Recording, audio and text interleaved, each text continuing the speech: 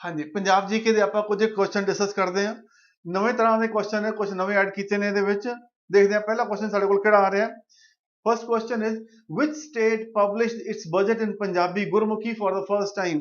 ਪਹਿਲੀ ਵਾਰ ਪੰਜਾਬੀ ਦੇ ਵਿੱਚ ਬਜਟ, ਪੰਜਾਬੀ ਲੈਂਗੁਏਜ ਦੇ ਵਿੱਚ ਗੁਰਮੁਖੀ ਚ ਬਜਟ ਕਦੋਂ ਪੇਸ਼ ਹੋਇਆ ਸੀਗਾ। ਤਾਂ ਆਪਾਂ ਦੇਖਦੇ ਹਾਂ ਕਿ ਇਹ ਜਦੋਂ ਪੈਪਸੂ ਦੀ ਸਰਕਾਰ ਬਣੀ ਸੀਗੀ 1948 ਦੇ ਵਿੱਚ, ਤਾਂ ਉਸ ਵੇਲੇ ਗਿਆਨੀ ਗਿਆਨ ਸਿੰਘ ਰਾੜੇਵਾਲਾ ਜਿਹੜੇ ਸੀਗੇ, ਹੀ ਵਾਸ ਦਾ ਚੀਫ ਮਿਨਿਸਟਰ, ਉਸ ਵੇਲੇ ਪ੍ਰੀਮੀਅਰ ਸੀਗੇ। ਤਾਂ ਉਹਨਾਂ ਨੇ ਜਿਹੜਾ ਸੀਗਾ ਉਸ ਵੇਲੇ ਜਿਹੜਾ ਪੰਜਾਬੀ ਦੇ ਵਿੱਚ ਜਿਹੜਾ ਸੀ ਬਜਟ ਪੇਸ਼ ਕੀਤਾ ਸੀਗਾ। ਸੋ ਇਹਦਾ ਜਿਹੜਾ ਜਵਾਬ ਸਾਡੇ ਕੋਲ ਬਣਦਾ ਹੈ ਦੈਟ ਇਜ਼ ਕਿ 1948-49 ਦਾ ਜਿਹੜਾ ਬਜਟ ਪੇਸ਼ ਕੀਤਾ ਗਿਆ, ਦੈਟ ਵਾਸ ਇਹ ਪੈਪਸੂ ਦਾ ਬਜਟ ਗੁਰਮੁਖੀ ਚ ਪੇਸ਼ ਕੀਤਾ ਗਿਆ ਸੀਗਾ। ਹਾਂਜੀ, who was the last governor of Punjab just before independence 1947। Punjab ਦਾ ਅੰਗਰੇਜ਼ਾਂ ਦੇ ਅਧੀਨ ਜਦੋਂ ਹਿੰਦੁਸਤਾਨ ਸੀਗਾ ਤਾਂ ਉਸ ਵੇਲੇ ਗਵਰਨਰ ਕੌਣ ਸੀਗਾ। ਤਾਂ ਆਪਾਂ ਦੇਖਿਆ ਕਿ ਜਦੋਂ ਪਹਿਲੀ ਵਾਰ 1857 ਦੇ ਗਦਰ ਤੋਂ ਬਾਅਦ ਪੰਜਾਬ ਦਾ ਗਵਰਨਰ ਕੌਣ ਅਪਾਇੰਟ ਹੋਇਆ ਸੀਗਾ, ਤਾਂ ਆਪਾਂ ਦੇਖਿਆ ਸੀ ਮੌਂਟਗੋਮਰੀ ਅਪਾਇੰਟ ਹੋਇਆ ਸੀਗਾ। ਵੈਸੇ ਜੌਨ ਲਾਰੈਂਸ ਉਸ ਤੋਂ ਪਹਿਲਾਂ ਜਿਹੜੇ ਸੀਗੇ ਉਸ ਵੇਲੇ ਲੈਫਟੀਨੈਂਟ ਗਵਰਨਰ ਹੁੰਦੇ ਸੀਗੇ। ਔਰ ਜਦੋਂ ਕਾਨੂੰਨ ਬਣਿਆ ਗਵਰਨਮੈਂਟ ਆਫ ਇੰਡੀਆ ਐਕਟ 1858 ਬਣਿਆ ਸੀਗਾ, ਤਾਂ ਉਸ ਵੇਲੇ ਥੋੜੇ ਦੇਰ ਵਾਸਤੇ ਜਿਹੜੇ ਸੀਗੇ ਰਹੇ ਸੀ ਜੌਨ ਲਾਰੈਂਸ ਰਹੇ, ਔਰ ਉਸ ਤੋਂ ਬਾਅਦ ਜਿਹੜਾ ਸੀਗਾ ਮੌਂਟਗੋਮਰੀ ਬਣੇ ਸੀਗੇ। ਔਰ ਲਾਸਟ ਗਵਰਨਰ ਕੌਣ ਸੀ ਪੰਜਾਬ ਦਾ, ਉਹ ਸੀਗਾ E.M. Jenkins. He was the governor of Punjab 1947 ਜਦੋਂ ਕਿ ਹਿੰਦੁਸਤਾਨ ਆਜ਼ਾਦ ਹੋਇਆ 15 ਅਗਸਤ ਨੂੰ। The area along sub Himalaya which runs along Chandigarh, Hoshiarpur, Pathankot. Chandigarh ਤੋਂ ਜਦੋਂ ਆਪਾਂ ਪਠਾਨਕੋਟ ਨੂੰ ਜਾਂਦੇ ਹਾਂ ਤਾਂ ਸਾਰੇ ਰਸਤੇ ਦੇ ਨਾਲ ਨਾਲ ਆਪਣਾ ਸ਼ਿਵਾਲਿਕ ਦੀਆਂ ਪਹਾੜੀਆਂ ਪੈਂਦੀਆਂ ਨੇ। ਸ਼ਿਵਾਲਿਕ ਦੀ ਪਹਾੜੀਆਂ ਦੇ ਨਾਲ ਨਾਲ ਜਿਹੜਾ 300-400 ਮੀਟਰ ਉੱਚਾ ਜਿਹੜਾ ਇੱਕ ਨਾ ਪੈੜ ਚੱਲਦਾ। ਸੋ ਦੈਟ ਉਹਨੂੰ ਕੀ ਕਿਹਾ ਜਾਂਦਾ ਹੈ, ਬੇਸਿਕਲੀ ਉਸ ਇਲਾਕੇ ਨੂੰ ਜਿਹੜਾ ਸੀਗਾ ਆਪਾਂ ਕੰਢੀ ਕਹਿੰਦੇ ਆ। ਉਹਨੂੰ ਕੰਢੀ ਇਲਾਕਾ ਜਿਹੜਾ ਸੀਗਾ ਕਹਿੰਦੇ ਆ ਕਿ ਜਿਹੜਾ ਥੋੜਾ ਪਹਾੜੀ ਇਲਾਕਾ ਜਿਹਦੇ ਚੋਅ ਬਹੁਤ ਹੈਗੇ ਨੇ, ਔਰ ਮਿੱਟੀ ਜਿਹੜੀ ਸੀ ਪਥਰੀਲੀ ਮਿੱਟੀ ਹੈਗੀ ਆ ਉਹਦੇ ਵਿੱਚ, ਔਰ ਬਾਰਿਸ਼ਾਂ ਦਾ ਪਾਣੀ ਬਹੁਤ ਤੇਜ਼ੀ ਨਾਲ ਚੱਲਦਾ ਹੈ। ਉਹ ਸਾਰਾ ਕੰਢੀ ਇਲਾਕਾ, ਘੱਟ ਉਪਜਾਊ ਹੈਗਾ ਇਹ। So that is non as the Kandi area ਕਿਹਾ ਜਾਂਦਾ ਉਹਨੂੰ। ਬੇਟ ਤੁਸੀਂ ਜਾਣਦੇ ਹੀ ਹੋ ਕਿ ਦਰਿਆਵਾਂ ਦੇ ਕੰਢੇ ਦੇ ਨਾਲ ਨਾਲ ਜਿਹੜੀ ਮਿੱਟੀ ਹੁੰਦੀ ਹੈ ਉਹ ਬੇਟ ਮਿੱਟੀ ਹੁੰਦੀ ਹੈ।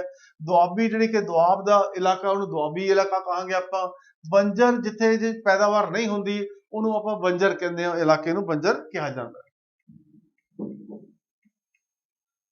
Which victory dance is recognized by the clapping of hands and swaying of arms। ਕਿਹੜਾ ਪੰਜਾਬੀ ਦਾ ਫੋਕ ਡਾਂਸ ਹੈ ਜਿਹਦੇ ਵਿੱਚ ਆਪਾਂ ਹੱਥਾਂ ਨਾਲ ਤਾੜੀਆਂ ਵੀ ਮਾਰਦੇ ਹਾਂ ਤੇ ਨਾਲੇ ਬਾਹਾਂ ਦੇ ਆਪਾਂ ਝੁਲਾ ਕੇ ਗੱਲਾਂ ਆਪਣਾ ਡਾਂਸ ਕਰਦੇ ਹਾਂ। ਸੋ ਆਪਣੇ ਕੋਲ ਆਪਸ਼ਨਸ ਕਿਹੜੀ, ਡੰਕਾਰਾ, ਜੁੱਲੀ, ਲੁੱਡੀ ਤੇ ਸੰਮੀ।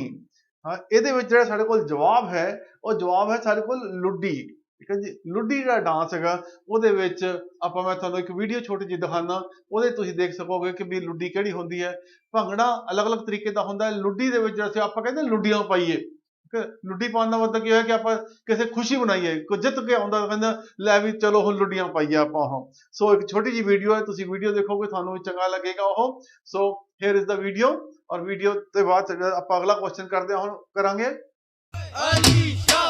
ਮੇਲੇ ਦੇ ਵਿੱਚ ਆ ਗਏ ਗੱਭਰੂ, ਲੁੱਡੀਆਂ ਪਾ ਪਾ ਛਾ ਗਏ ਗੱਭਰੂ, ਮੇਲੇ ਦੇ ਵਿੱਚ ਆ ਗਏ ਗੱਭਰੂ। Who was the Governor General of India during the first Anglo-Sikh War। ਜਦੋਂ ਪਹਿਲੀ ਐਂਗਲੋ ਸਿੱਖ ਵਾਰ ਹੋਈ ਸੀਗੀ ਤਾਂ ਉਸ ਵੇਲੇ ਹਿੰਦੁਸਤਾਨ ਦਾ ਗਵਰਨਰ ਜਨਰਲ ਕੌਣ ਸੀ। ਇਸ ਤਰ੍ਹਾਂ ਦੇ ਕੁਐਸਚਨ ਜਿਹੜੇ ਸੀਗੇ ਉਹ ਵੀ ਐਗਜ਼ਾਮ ਦੇ ਵਿੱਚ ਆ ਜਾਂਦੇ ਨੇ, ਸਾਨੂੰ ਪਤਾ ਹੋਣਾ ਚਾਹੀਦਾ। 1844 ਦੇ ਵਿੱਚ ਹਿੰਦੁਸਤਾਨ ਦੇ ਜਿਹੜੇ ਗਵਰਨਰ ਜਨਰਲ ਬਣੇ ਸੀਗੇ ਲਾਰਡ ਹਾਰਡਿੰਗ ਬਣੇ ਸੀਗੇ। ਕੌਣ ਬਣੇ ਸੀਗੇ? Lord Hardinge was the governor general. ਔਰ ਲਾਰਡ ਹਾਰਡਿੰਗ ਤੋਂ ਬਾਅਦ ਜਿਹੜੇ ਸੀਗੇ ਇਹ ਡਲਹੌਜ਼ੀ ਆਏ ਸੀਗੇ। ਡਲਹੌਜ਼ੀ ਦੀਆਂ ਨੀਤੀਆਂ ਬਾਰੇ ਤੁਹਾਨੂੰ ਪਤਾ ਹੀ ਹੈ ਕਿ ਉਹਨਾਂ ਨੇ ਜਿਹੜਾ ਸੀਗਾ ਬਹੁਤ ਆਪਣੀਆਂ ਨੀਤੀਆਂ ਚਲਾਈ ਸੀ। ਥਿਓਰੀ ਆਫ ਲੈਪਸ ਵਗੈਰਾ ਜਿਹੜੇ ਸੀਗੇ ਉਹਨਾਂ ਨੇ ਸ਼ੁਰੂ ਕੀਤੀਆਂ ਸੀਗੀਆਂ। ਸੋ ਉਹ ਪੰਜਾਬ ਦੇ ਵਾਸਤੇ ਵੀ ਜਿਹੜਾ ਸੀਗਾ ਹੀ ਵਾਸ ਕੁਆਇਟ, ਆਪਾਂ ਕਹਿ ਸਕਦੇ ਹਾਂ ਕਿ ਉਹਨਾਂ ਦੇ ਦਿਲੀ ਤਮੰਨਾ ਸੀਗੀ ਕਿ ਪੰਜਾਬ ਜਿਹੜਾ ਸੀਗਾ ਉਹ ਵੀ ਅੰਗਰੇਜ਼ਾਂ ਦੇ ਅਧੀਨ ਹੋਣਾ ਚਾਹੀਦਾ ਹੈ। ਔਰ ਉਹਨਾਂ ਦੇ ਟਾਈਮ ਦੇ ਉੱਤੇ ਹੀ ਸੈਕੰਡ ਐਂਗਲੋ ਸਿੱਖ ਵਾਰ ਵੀ ਹੋਈ, ਔਰ ਇਸ ਕਰਕੇ ਜਿਹੜਾ ਸੀਗਾ ਉਹ ਲਾਰਡ ਡਲਹੌਜ਼ੀ ਜਿਹੜੇ ਸੀਗੇ ਹੀ ਵਾਸ ਆਫਟਰ ਲਾਰਡ ਹਾਰਡਿੰਗ। ਪਰ 1844 ਦੇ ਵਿੱਚ ਜਦੋਂ ਕਿ ਐਂਗਲੋ ਸਿੱਖ ਵਾਰਸ ਹੋਈਆਂ 1845-46 ਦੀਆਂ, ਤਾਂ ਉਸ ਵੇਲੇ ਹਾਰਡਿੰਗ ਸੀਗੇ। ਔਰ ਹਾਰਡਿੰਗ ਦੇ ਬਾਰੇ ਵੀ ਤੁਹਾਨੂੰ ਪਤਾ ਹੋਣਾ ਚਾਹੀਦਾ ਹੈ ਕਿ ਇਹਨਾਂ ਦੇ ਜਿਹੜੇ ਸੈਨਾਪਤੀ ਸੀਗੇ ਜਦੋਂ ਇਸ ਲੜਾਈ ਦੇ ਵਿੱਚ, ਉਹ ਸੀਗੇ ਹਿਊ ਗੌਫ। ਹਿਊ ਗੌਫ ਜਿਹੜੇ ਸੀਗੇ, ਹੀ ਵਾਜ਼ ਦਾ ਸੈਨਾਪਤੀ ਸੀਗੇ। ਪਰ ਔਰ ਇਹਨੇ ਫਿਰ ਉਹਨਾਂ ਦੇ ਅੰਡਰ ਹੀ, ਹਿਊ ਗੌਫ ਦੇ ਅੰਡਰ ਜਿਹੜਾ ਸੀਗਾ ਇਹਨੇ ਕੰਮ ਕੀਤਾ, ਕਿਉਂਕਿ ਇਹ ਆਪ ਜਰਨੈਲ ਨਹੀਂ ਸੀਗੇ। ਜਰਨੈਲ ਜਿਹੜੇ ਸੀਗੇ ਹਿਊ ਗੌਫ ਸੀਗੇ, ਤਾਂ ਉਹ ਪੰਜਾਬ ਆ ਕੇ ਜਿਹੜਾ ਸੀਗਾ ਉਹਦੇ ਹਿਊ ਗੌਫ ਦੇ ਅੰਡਰ ਕੰਮ ਕਰਕੇ ਜਿਹੜਾ ਸੀਗਾ ਉਹਨੇ ਲੜਾਈ ਦੇ ਵਿੱਚ ਵੀ ਹਿੱਸਾ ਲਿੱਤਾ ਸੀਗਾ। ਗੁਰੂ Arjan Dev ji completed construction of which of the following sarovars. ਆਪਾਂ ਜਾਣਦੇ ਹਾਂ ਕਿ ਵੀ ਸਰੋਵਰਾਂ ਦਾ ਕੰਮ ਗੁਰੂ ਰਾਮਦਾਸ ਜੀ ਨੇ ਸ਼ੁਰੂ ਕੀਤਾ ਸੀਗਾ, ਔਰ ਸਭ ਤੋਂ ਪਹਿਲਾਂ ਉਹਨਾਂ ਨੇ ਜਿਹੜਾ ਸੀਗਾ ਸਰੋਵਰ ਅੰਮ੍ਰਿਤਸਰ ਦੇ ਵਿੱਚ ਜਦੋਂ ਬਣਵਾਉਣੇ ਸ਼ੁਰੂ ਕੀਤੇ ਸੀਗੇ, ਰਾਮਸਰ ਦਾ, ਸੰਤੋਖਸਰ ਦਾ, ਔਰ ਆਪਾਂ ਜਿਹੜਾ ਆਪਾਂ ਹੁਣ ਇਸ ਵੇਲੇ ਹਰਮੰਦਰ ਸਾਹਿਬ ਵਾਲਾ, ਇਹਦੇ ਜਿਹੜੇ ਸਰੋਵਰ ਸੀਗੇ ਇਹ ਗੁਰੂ ਰਾਮਦਾਸ ਜੀ ਨੇ ਬਣਵਾਉਣੇ ਸ਼ੁਰੂ ਕੀਤੇ ਸੀਗੇ, ਪਰ ਇਹ ਕੰਪਲੀਟ ਨਹੀਂ ਸੀ ਹੋਏ, ਔਰ ਇਹਨਾਂ ਦੀ ਕੰਪਲੀਸ਼ਨ ਦਾ ਕੰਮ ਜਿਹੜਾ ਸੀਗਾ ਗੁਰੂ ਅਰਜਨ ਦੇਵ ਜੀ ਨੇ ਕੀਤਾ ਸੀਗਾ।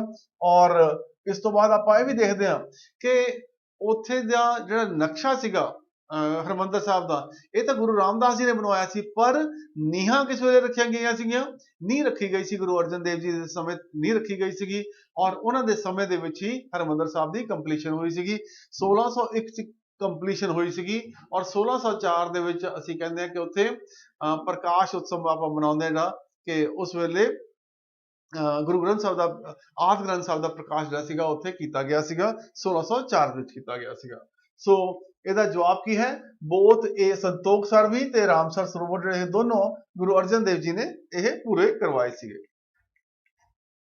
Which one of the following musical instrument is an invention of Guru Hargobind Sahib?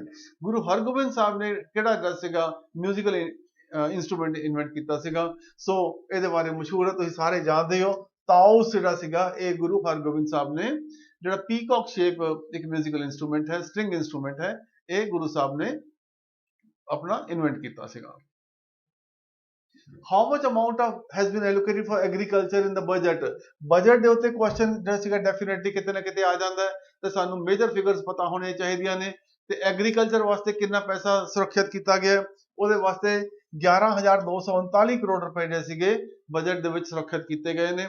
Budget ਦੀਆਂ ਬਾਕੀ ਫਿਗਰਸ ਕਿਹੜੀਆਂ ਹੈਗੀਆਂ ਤੁਹਾਡੀਆਂ, ਕਿ ਤੁਹਾਡਾ ਫਿਸਕਲ ਡੈਫਿਸਿਟ ਕਿੰਨਾ ਹੈ ਤੁਹਾਡਾ, ਔਰ ਫਿਰ ਤੁਹਾਡਾ ਰੈਵਨਿਊ ਡੈਫਿਸਿਟ ਕਿੰਨਾ ਹੈ, ਪ੍ਰਾਇਮਰੀ ਡੈਫਿਸਿਟ ਕਿੰਨਾ ਹੈ, ਟੋਟਲ ਐਕਸਪੈਂਡੀਚਰ ਕਿੰਨਾ ਹੈ, ਟੋਟਲ ਜਿਹੜਾ ਸੀਗਾ ਤੁਹਾਡੀ ਇਨਕਮ ਕਿੰਨੀ ਹੈ, ਜਾਂ ਟੋਟਲ ਟੈਕਸਿਸ ਕਿੰਨੇ ਕਲੈਕਟ ਹੋ ਰਹੇ ਨੇ। ਇਹ 5-7 ਫਿਗਰਾਂ ਤੁਹਾਨੂੰ ਜਿਹੜੀ ਸੀ ਡੈਫੀਨਿਟਲੀ ਯਾਦ ਹੋਣਾ ਚਾਹੀਦਾ ਹੈ। ਗ੍ਰਾਂਟ ਇਨ ਏਡ ਜਿਹੜੀ ਸੀਗੀ ਉਹ ਕਿੰਨੀ ਆ ਰਹੀ ਹੈ, ਜਾਂ ਕਮਿਟਡ ਐਕਸਪੈਂਡੀਚਰ ਕਿੰਨੇ ਹੈਗੇ ਨੇ। ਇਹਨਾਂ ਚੀਜ਼ਾਂ ਦੇ ਬਾਰੇ ਵੀ ਜਿਹੜੇ ਸੀਗੇ ਫਿਗਰਾਂ ਆਪਣੀਆਂ ਯਾਦ ਕਰ ਲਓ, ਕਿਉਂਕਿ ਇਹਨਾਂ ਦੇ ਬਾਰੇ ਵੀ ਸਵਾਲ ਪੁੱਛੇ ਜਾ ਸਕਦੇ ਨੇ। Treaty of Lahore marking the end of Sikh rule in Punjab was signed between, ਜਦੋਂ ਕਿ ਬੈਟਲ ਆਫ ਗੁਜਰਾਤ ਹੋਈ, ਔਰ ਉਸ ਗੁਜਰਾਤ ਦੀ ਲੜਾਈ ਦੇ ਵਿੱਚ ਆਪਾਂ ਦੇਖਦੇ ਹਾਂ ਕਿ ਚੜ੍ਹਤ ਸਿੰਘ ਅਟਾਰੀ ਵਾਲਾ ਤੇ ਸ਼ੇਰ ਸਿੰਘ ਅਟਾਰੀ ਵਾਲਾ ਪਿਓ ਪੁੱਤਰ ਜਿਹੜੇ ਸੀਗੇ, ਇਹਨਾਂ ਨੇ ਸਰੈਂਡਰ ਕਰ ਦਿੱਤਾ ਸੀ after battle of Gujarat. Battle of Gujarat ਦੇ ਵਿੱਚ ਅੰਗਰੇਜ਼ਾਂ ਦੀ ਜਿੱਤ ਹੋਈ ਸੀਗੀ, ਔਰ ਦੋਨੋਂ ਚੜ੍ਹਤ ਸਿੰਘ ਵੀ ਤੇ ਸ਼ੇਰ ਸਿੰਘ ਵੀ ਉਹ ਫਿਰ ਨਿਕਲ ਗਏ ਸੀ ਆਪਣੇ ਰਸਤੇ ਦੇ ਉੱਤੇ, ਪਰ ਬਾਅਦ ਵਿੱਚ ਆ ਕੇ ਇਹਨਾਂ ਨੇ ਸਰੈਂਡਰ ਕਰ ਦਿੱਤਾ ਸੀਗਾ, ਔਰ ਸਰੈਂਡਰ ਕਰਨ ਤੋਂ ਬਾਅਦ ਜਿਹੜਾ ਸੀ ਉਹਨਾਂ ਨੂੰ ਜਲਾ ਵਤਨ ਵੀ ਕੀਤਾ ਗਿਆ ਹੈ, ਆਲ ਦੋਸ ਥਿੰਗਸ ਆਲਸੋ। ਤੇ ਉਹਦੇ ਬਾਅਦ ਜਿਹੜਾ ਸੀਗਾ ਨਾਲ ਹੀ ਅੰਗਰੇਜ਼ਾਂ ਨੇ ਡਿਕਲੇਅਰ ਕਰ ਦਿੱਤਾ ਸੀਗਾ ਕਿ ਹੁਣ ਪੰਜਾਬ ਜਿਹੜਾ ਸੀਗਾ ਉਹ ਭਾਰਤ ਨਹੀਂ, ਆਪਣਾ ਬ੍ਰਿਟਿਸ਼ ਸਾਮਰਾਜ ਦਾ ਹਿੱਸਾ ਹੋਏਗਾ। ਸੋ ਇਹ 29 ਮਾਰਚ ਨੂੰ ਬੇਸਿਕਲੀ ਇਹ ਡਿਕਲੇਅਰ ਕੀਤਾ ਸੀਗਾ। 29 ਮਾਰਚ 1849 ਨੂੰ ਇਹ ਡਿਕਲੇਅਰ ਕੀਤਾ ਗਿਆ ਸੀਗਾ, ਔਰ ਜਿਹੜੀ ਸੀਗੀ ਟ੍ਰੀਟੀ ਸਾਈਨ ਕੀਤੀ ਗਈ ਸੀਗੀ, and that treaty was signed between Maharaja Dalip Singh and the East India company.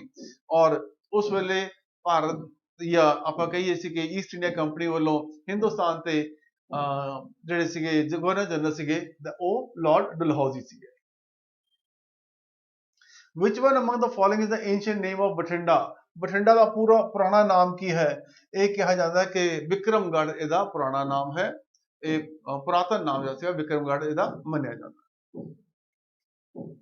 Master Tara Singh associated with which of the following movements? Master Tara Singh ਬਹੁਤ ਪ੍ਰਮੁੱਖ ਜਿਹੜੇ ਸੀਗੇ ਸਿੱਖ ਮੂਵਮੈਂਟ ਦੇ ਵਿੱਚ ਲੀਡਰ ਹੋਏ ਨੇ, ਔਰ ਉਹਨਾਂ ਨੇ SGPC ਦੇ ਪ੍ਰਧਾਨ ਰਹੇ ਨੇ, ਬਹੁਤ ਦੇਰ ਤੱਕ ਪ੍ਰਧਾਨ ਵੀ ਰਹੇ ਨੇ, ਔਰ ਉਹ ਬਹੁਤ ਉੱਘੇ ਲੀਡਰ ਸੀਗੇ। ਔਰ ਆਪਾਂ ਦੇਖਦੇ ਹਾਂ ਕਿ ਤਕਰੀਬਨ 1961-62 ਤੱਕ ਉਹਨਾਂ ਦੀ ਬਹੁਤ ਚੜ੍ਹਤ ਵੀ ਰਹੀ ਹੈ। ਉਸ ਤੋਂ ਬਾਅਦ ਜਾ ਕੇ ਜਿਹੜਾ ਸੀਗਾ ਜਦੋਂ ਸੰਤ ਫਤਿਹ ਸਿੰਘ ਹੋਣੀ ਆਏ ਨੇ ਪ੍ਰਧਾਨ ਬਣੇ ਨੇ SGPC ਦੇ, ਉਸ ਤੋਂ ਬਾਅਦ ਜਿਹੜਾ ਸੀਗਾ ਇਹਨਾਂ ਦਾ ਕਿਤੇ ਨਾ ਕਿਤੇ ਡਾਊਨਫਾਲ ਹੋਇਆ। ਪਰ ਉਹ ਉਹਨਾਂ ਦੀ ਕੰਟਰੀਬਿਊਸ਼ਨ ਜਿਹੜੀ ਸੀਗੀ ਬਹੁਤ ਵੱਡੀਆਂ ਕੰਟਰੀਬਿਊਸ਼ਨਸ ਰਹੀਆਂ ਨੇ।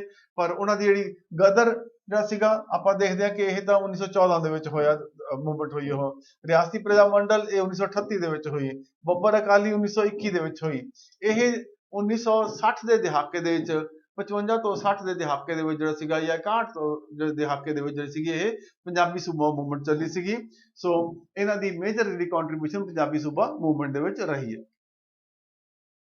Whom the following personalities were deported to Mandalay jail along with Lala Lajpat Rai? Lala Lajpat Rai ਤੇ ਹੋਰ ਕਿਸ ਸ਼ਖਸ ਨੂੰ ਬਰਮਾ ਦੀ ਜੇਲ੍ਹ ਦੇ ਵਿੱਚ ਜਿਹੜਾ ਸੀਗਾ ਭੇਜਿਆ ਗਿਆ ਸੀਗਾ? ਸੋ ਔਰ ਕਦੋਂ ਭੇਜਿਆ ਗਿਆ ਸੀਗਾ? ਜਦੋਂ ਕਿ ਇੱਕ ਮੂਵਮੈਂਟ ਚੱਲੀ ਸੀ, ਪੈਜ਼ੈਂਟ ਮੂਵਮੈਂਟ ਚੱਲੀ ਸੀਗੀ, ਕਿਸਾਨਾਂ ਦੀ ਮੂਵਮੈਂਟ ਚੱਲੀ ਸੀ ਹਿੰਦੁਸਤਾਨ ਦੇ ਵਿੱਚ, ਖਾਸ ਤੌਰ ਤੇ ਪੰਜਾਬ ਦੇ ਵਿੱਚ। ਦੈਟ ਵਾਜ਼ 1907 ਦੇ ਵਿੱਚ ਮੂਵਮੈਂਟ ਚੱਲੀ ਸੀਗੀ ਔਰ ਉਸ ਮੂਵਮੈਂਟ ਦਾ ਨਾਮ ਸੀਗਾ ਪਗੜੀ ਸੰਭਾਲ ਜੱਟਾ। ਜੀ ਕਿਉਂਕਿ ਅੰਗਰੇਜ਼ਾਂ ਨੇ 2-3 ਕਾਨੂੰਨ ਜੈਸੇ ਲੈਂਡ ਅਲਾਈਨੇਸ਼ਨ ਐਕਟ ਪਾਸ ਕੀਤਾ ਸੀਗਾ ਔਰ 2 ਕਾਨੂੰਨ ਹੋਰ ਪਾਸ ਕੀਤੇ ਸੀਗੇ ਜਿਨ੍ਹਾਂ ਦੇ ਮੁਤਾਬਕ ਕਿ ਕਿਸਾਨ ਆਪਣੀ ਜ਼ਮੀਨ ਵੇਚਣ ਵਾਸਤੇ ਉਹਨੂੰ ਪਰਮਿਸ਼ਨ ਲੈਣੀ ਪੈਂਦੀ ਸੀਗੀ ਔਰ ਟੈਕਸ ਜਿਹੜੇ ਸੀਗੇ ਉਹਦੇ ਉੱਤੇ ਬਹੁਤ ਵਧਾ ਦਿੱਤੇ ਗਏ ਸੀਗੇ। ਸੋ ਉਸ ਮੂਵਮੈਂਟ ਦੀ ਜਿਹੜੀ ਸੀਗੀ ਲੀਡਰਸ਼ਿਪ ਆਪਣਾ ਭਗਤ ਸਿੰਘ ਦੇ ਚਾਚਾ ਜੀ, ਠੀਕ ਹੈ ਜੀ, ਸਰਦਾਰ ਅਜੀਤ ਸਿੰਘ, ਉਹਨਾਂ ਨੇ ਇੱਕ ਲੀਡ ਕੀਤਾ ਸੀਗਾ। ਉਹਨਾਂ ਦੇ ਚਾਚਾ ਜੀ ਤੇ ਫਾਦਰ ਕਿਸ਼ਨ ਸਿੰਘ, ਉਹਨਾਂ ਨੇ ਵੀ ਜਿਹੜਾ ਸੀ ਬਹੁਤ ਪਾਰਟਿਸਿਪੇਟ ਕੀਤਾ ਸੀਗਾ। ਨਾਲ ਹੀ Lala Lajpat Rai, he was also part of the leader. ਤੇ ਇਹਨਾਂ ਨੂੰ ਜਿਹੜਾ ਸੀਗਾ ਫਿਰ ਡਿਪੋਰਟ ਕੀਤਾ ਸੀ। ਡਿਪੋਰਟ ਦਾ ਮਤਲਬ ਉਹਨਾਂ ਨੂੰ ਜਲਾ ਵਤਨ ਕੀਤਾ ਸੀਗਾ, ਲਾਲਾ ਲਾਜਪਤ ਰਾਏ ਤੇ ਸਰਦਾਰ ਅਜੀਤ ਸਿੰਘ ਨੂੰ। ਸੋ ਬਾਅਦ ਵਿੱਚ ਪਬਲਿਕ ਪ੍ਰੈਸ਼ਰ ਦੇ ਵਿੱਚ ਉਹਨਾਂ ਨੂੰ ਫਿਰ ਵਾਪਸ ਵੀ ਬੁਲਾਉਣਾ ਪਿਆ ਸੀਗਾ। ਇਹ ਵੀ ਜਾਣਨਾ ਜ਼ਰੂਰੀ ਹੈ ਇੱਥੇ ਕਿ ਸਰਦਾਰ ਕਿਸ਼ਨ ਸਿੰਘ ਤੇ ਸਰਦਾਰ ਕਿਸ਼ਨ ਸਿੰਘ ਜਿਹੜੇ ਕਿ ਭਗਤ ਸਿੰਘ ਦੇ ਫਾਦਰ ਸੀਗੇ ਤੇ ਅਜੀਤ ਸਿੰਘ ਚਾਚਾ ਸੀਗੇ, ਇਹਨਾਂ ਨੇ ਇੱਕ ਸੁਸਾਇਟੀ ਵੀ ਸ਼ੁਰੂ ਕੀਤੀ ਸੀ। ਉਸ ਸੁਸਾਇਟੀ ਦਾ ਨਾਮ ਸੀ ਭਾਰਤ ਮਾਤਾ ਸੁਸਾਇਟੀ, ਉਹ ਵੀ ਉਹਨਾਂ ਨੇ ਸ਼ੁਰੂ ਕੀਤੀ ਸੀਗੀ। ਸੋਹਣ ਸਿੰਘ ਭਕਨਾ ਬਾਰੇ ਤੁਸੀਂ ਜਾਣਦੇ ਹੀ ਹੋ।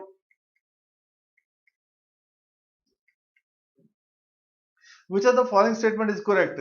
ਬਚਿੱਤਰ ਨਾਟਕ is the composition of Guru Gobind Singh. Bachittar ਨਾਟਕ ਦੋ ਸਟੇਟਮੈਂਟਾਂ ਵਿੱਚੋਂ ਕਿਹੜੀ ਸਟੇਟਮੈਂਟ ਠੀਕ ਹੈ ਕਿ ਦੋਨੋਂ ਠੀਕ ਨੇ? ਇਹਦਾ ਜਵਾਬ ਦੇਣਾ ਆਪਾਂ ਨੇ। ਇਹ ਬਚਿੱਤਰ ਨਾਟਕ is the composition of Guru Gobind Singh, ਇਹ ਸਟੇਟਮੈਂਟ ਆਪਾਂ ਸਾਰੇ ਜਾਣਦੇ ਹਾਂ ਕਿ ਇਹ ਠੀਕ ਸਟੇਟਮੈਂਟ ਹੈਗੀ ਹੈ, ਠੀਕ ਹੈ। ਔਰ ਦੂਸਰੀ, ਸ਼ਲੋਕਾਸ of Guru Hargobind ji and Guru Tegh Bahadur ji were added to ਆਦਿ ਗ੍ਰੰਥ by ਗੁਰੂ ਗੋਬਿੰਦ ਸਿੰਘ ਜੀ, ਕਿ ਗੁਰੂ ਤੇਗ ਬਹਾਦਰ ਜੀ ਤੇ ਗੁਰੂ ਹਰਗੋਬਿੰਦ ਸਾਹਿਬ ਦੇ ਸ਼ਲੋਕ ਜਿਹੜੇ ਸੀਗੇ ਆਦਿ ਗ੍ਰੰਥ ਦੇ ਵਿੱਚ ਐਡ ਕੀਤੇ ਗਏ ਸੀਗੇ ਦਮਦਮਾ ਸਾਹਿਬ ਵਿਖੇ। ਇਹ ਕੁਐਸਚਨ ਹੈਗਾ। ਸੋ ਆਪਾਂ ਜਾਣਦੇ ਹਾਂ ਕਿ ਗੁਰੂ ਹਰਗੋਬਿੰਦ ਸਾਹਿਬ ਦੀ ਆਪਣੀ ਬਾਣੀ ਨਹੀਂ ਹੈ ਕੋਈ, ਸਿਰਫ ਗੁਰੂ ਤੇਗ ਬਹਾਦਰ ਸਾਹਿਬ ਦੇ ਜਿਹੜੇ ਸੀਗੇ ਸ਼ਲੋਕ ਉਹ ਐਡ ਕੀਤੇ ਗਏ ਨੇ। ਇਹਦਾ ਮਤਲਬ ਕਿ ਇਹ ਸਟੇਟਮੈਂਟ ਜਿਹੜੀ ਸੀ ਇਹ ਗਲਤ ਸਟੇਟਮੈਂਟ ਹੋਈ। ਤਾਂ ਇਹਦਾ ਮਤਲਬ ਕੀ ਹੋਇਆ? ਓਨਲੀ ਫਰਸਟ ਸਟੇਟਮੈਂਟ ਇਜ਼, ਪਹਿਲੀ ਜਿਹੜੀ ਸਟੇਟਮੈਂਟ ਹੈ ਸਿਰਫ ਉਹੀ ਠੀਕ ਹੈ। ਤਾਂ ਚੌਥਾ ਆਪਸ਼ਨ ਜਿਹੜਾ ਸਾਡਾ ਉਹ ਜਵਾਬ ਹੋਏਗਾ। Forest and wild life minister of Punjab, Punjab ਦਾ ਇਸ ਵੇਲੇ forest and wild life minister ਕੌਣ ਹੈ? ਜੰਗਲਾਤ ਦਾ ਤੇ ਜੰਗਲਾਂ ਦਾ ਮਿਨਿਸਟਰ ਕੌਣ ਹੈ ਇਸ ਵੇਲੇ? ਸਾਧੂ ਸਿੰਘ ਧਰਮਸੋਤ ਤਾਂ ਨਿਊਜ਼ ਦੇ ਵਿੱਚ ਨੇ ਅੱਜ ਕੱਲ ਕਿ ਉਹਨਾਂ ਨੇ ਕਿਸੇ ਨਾ ਕਿਸੇ ਗੜਬੜੀ ਦੇ ਵਿੱਚ ਐਜ਼ ਮਿਨਿਸਟਰ ਰਹਿੰਦੇ ਹੋਏ ਅੱਜ ਕੱਲ ਜੇਲ੍ਹ ਦੇ ਵਿੱਚ ਨੇ ਇਹ। ਸੋ ਆਪਾਂ ਜਾਣਦੇ ਹਾਂ ਕਿ ਗੁਰਮੀਤ ਸਿੰਘ ਹੇਅਰ ਇਹ ਐਜੂਕੇਸ਼ਨ ਮਿਨਿਸਟਰ, ਆਪਣੇ ਐਜੂਕੇਸ਼ਨ ਮਿਨਿਸਟਰ ਵੀ ਨੇ ਇਹ, ਠੀਕ ਹੈ। ਕੁਲਦੀਪ ਸਿੰਘ ਧਾਲੀਵਾਲ ਇਹ ਆਪਣੇ ਹੀ ਇਜ਼ ਦ ਐਗਰੀਕਲਚਰ ਮਿਨਿਸਟਰ ਨੇ, ਤੇ ਲਾਲ ਚੰਦ ਕਟਾਰੂ ਚੱਕ ਜਿਹੜੇ ਸੀਗੇ ਇਹ forest and wild life minister ਨੇ। ਸੋ ਸਾਡਾ ਜਵਾਬ ਕੀ ਹੋਏਗਾ? ਲਾਲ ਚੰਦ ਕਟਾਰੂ ਚੱਕ। ਚੱਕ ਨਾਨਕੀ ਇਹਦਾ ਸ਼ਹਿਰ ਇਹ ਬਣਾਇਆ ਸੀ ਗੁਰੂ ਤੇਗ ਬਹਾਦਰ ਸਾਹਿਬ ਨੇ, ਇਸ ਜਗ੍ਹਾ ਦੇ ਉੱਤੇ ਜਿਹੜਾ ਸੀਗਾ ਆਪਣਾ ਮਹਿਲ ਬਣਾਏ ਸੀਗੇ, ਇਹ ਸ਼ਹਿਰ ਸ਼ੁਰੂ ਕੀਤਾ ਸੀਗਾ। ਇਹਦਾ ਅੱਜ ਦੀ ਤਰੀਕ ਨਾਮ ਕੀ ਹੈ? ਇਹਨੂੰ ਅਨੰਦਪੁਰ ਸਾਹਿਬ ਦੇ ਨਾਮ ਨਾਲ ਜਾਣਿਆ ਜਾਂਦਾ ਹੈ, ਚੱਕ ਨਾਨਕੀ ਨੂੰ। Immediate cause of first Anglo-Sikh war was, immediate cause of first Anglo-Sikh war ਆਪਾਂ ਨੂੰ ਪਤਾ ਹੋਣਾ ਚਾਹੀਦਾ ਕਿ ਜਿਹੜੀ ਪਹਿਲੀ Anglo-Sikh war ਹੋਈ ਸੀਗੀ ਉਹਦਾ immediate cause ਕੀ ਸੀਗਾ। ਜਦੋਂ ਕਿ ਸ਼ੇਰ ਸਿੰਘ ਦੀ ਵੀ ਡੈਥ ਹੋ ਗਈ, ਦਲੀਪ ਸਿੰਘ ਜਿਹੜੇ ਸੀਗੇ ਉਹਨਾਂ ਨੂੰ ਮਹਾਰਾਜਾ ਹੀ ਵਾਸ 5 ਸਾਲ ਦੇ ਸੀਗੇ, ਔਰ ਰਾਣੀ ਜਿੰਦਾ ਜਿਹੜੀ ਸੀਗੀ ਉਹ ਰੀਜੈਂਟ ਬਣੀ ਹੋਈ ਸੀ, ਦੈਟ ਮੀਨਸ ਦ ਗਾਰਡੀਅਨ। ਔਰ ਇੱਕ ਆਪਾਂ ਕਹਿ ਸਕਦੇ ਹਾਂ ਕਿ ਉਹੀ ਰਾਜ ਕਰ ਰਹੀ ਸੀਗੀ। ਤਾਂ ਉਸ ਵੇਲੇ ਜਿਹੜੇ ਛੋਟੇ ਛੋਟੇ ਹੋਰ ਬਾਕੀ ਰਾਜੇ ਮਹਾਰਾਜੇ ਸੀਗੇ, ਛੋਟੇ ਰਾਜੇ ਸੀਗੇ, ਗੁਲਾਬ ਸਿੰਘ, ਲਾਲ ਸਿੰਘ, ਤੇਜਾ ਸਿੰਘ, ਇਹ ਸਾਰੇ ਰਾਜੇ, ਤਾਂ ਇਹ ਔਰ ਦੂਜੇ ਪਾਸੇ ਫੌਜਾਂ, ਜਦੋਂ ਕਿ ਸੈਂਟਰ ਸਟਰੋਂਗ ਨਾ ਹੋਵੇ ਤਾਂ ਸਾਰੇ ਜਿਹੜੇ ਆਪਣਾ ਆਪਣਾ ਕਿਤੇ ਨਾ ਕਿਤੇ ਚਲਾਉਣ ਦੀ ਕੋਸ਼ਿਸ਼ ਕਰਦੇ ਨੇ। ਔਰ ਹਰ ਇੱਕ ਨੂੰ ਇਹ ਚੀਜ਼ ਜਿਹੜੀ ਸੀਗੀ ਇਸ ਵੇਲੇ ਆਪਾਂ ਕਹਿੰਦੇ ਅਰਾਜਕਤਾ ਵੀ ਫੈਲੀ ਹੋਈ ਸੀ ਕਿਤੇ ਨਾ ਕਿਤੇ ਇਸ ਚੀਜ਼ ਦੇ ਵਿੱਚ ਉੱਥੇ ਉਹ, ਔਰ ਸਾਰੇ ਕੋਸ਼ਿਸ਼ ਇਹ ਕਰ ਰਹੇ ਸੀ ਕਿਉਂਕਿ ਇਹ ਪਤਾ ਲੱਗਦਾ ਪਿਆ ਸੀਗਾ ਕਿ ਹੁਣ ਕੋਈ ਮਜ਼ਬੂਤ ਸਰਕਾਰ ਹੈ ਨਹੀਂ ਇਸ ਵੇਲੇ। ਜਦੋਂ ਸਰਕਾਰ ਮਜ਼ਬੂਤ ਨਾ ਹੋਵੇ ਤਾਂ ਫਿਰ ਹਰ ਕੋਈ ਨਾ ਕੋਈ ਆਸਰਾ ਲੱਭਦਾ। ਔਰ ਇਹ ਵੀ ਕਿਹਾ ਜਾਂਦਾ ਉਸ ਵੇਲੇ ਕਿ ਸਾਰੇ ਕੋਸ਼ਿਸ਼ ਇਹ ਕਰ ਰਹੇ ਸੀ ਕਿ ਕਿਤੇ ਅਸੀਂ ਅੰਗਰੇਜ਼ਾਂ ਦੇ ਨਾਲ ਸਮਝੌਤਾ ਮੈਂ ਕਰ ਲਾਂ ਪਹਿਲਾਂ, ਕਿ ਮੈਨੂੰ ਜਿਹੜਾ ਸੀ ਉਸ ਵੇਲੇ ਇੱਥੇ ਦਾ ਰਾਜਾ ਘੋਸ਼ਿਤ ਕਰ ਦਿੱਤਾ ਜਾਵੇ। ਇਸ ਤਰੀਕੇ ਦੇ ਨਾਲ ਅੰਦਰੋਂ ਗਤੀ ਜਿਹੜੀ ਸੀਗਾ ਕਿਤੇ ਨਾ ਕਿਤੇ ਮੂਵਮੈਂਟਾਂ ਚੱਲ ਰਹੀਆਂ ਸੀਗੀਆਂ। ਪਰ ਜਿਹੜੀਆਂ ਫੌਜਾਂ ਸੀਗੀਆਂ ਲਾਹੌਰ ਦਰਬਾਰ ਦੀਆਂ, ਉਹ ਨਹੀਂ ਸੀ ਚਾਹੁੰਦੇ ਕਿ ਕਿਤੇ ਵੀ ਜਿਹੜਾ ਸੀਗਾ ਸਰਕਾਰਾਂ ਦੇ ਨਾਲ, ਅੰਗਰੇਜ਼ਾਂ ਦੇ ਨਾਲ ਸਮਝੌਤਾ ਕੀਤਾ ਜਾਵੇ। ਫੌਜਾਂ ਬਹੁਤ ਗਰਮ ਸੀਗੀਆਂ ਔਰ ਇਸ ਕਰਕੇ ਇਹ ਵੀ ਕਿਹਾ ਜਾਂਦਾ ਹੈ ਕਿ ਇਹਨਾਂ ਸਾਰਿਆਂ ਨੇ ਫੌਜਾਂ ਨੂੰ ਕਮਜ਼ੋਰ ਕਰਨ ਵਾਸਤੇ, ਮੈਂ ਦੁਬਾਰਾ ਕਹਿ ਰਿਹਾ ਕਿ ਫੌਜਾਂ ਨੂੰ ਕਮਜ਼ੋਰ ਕਰਨ ਵਾਸਤੇ ਉਹਨਾਂ ਨੂੰ ਉਕਸਾਉਂਦੇ ਰਹਿੰਦੇ ਸੀਗੇ।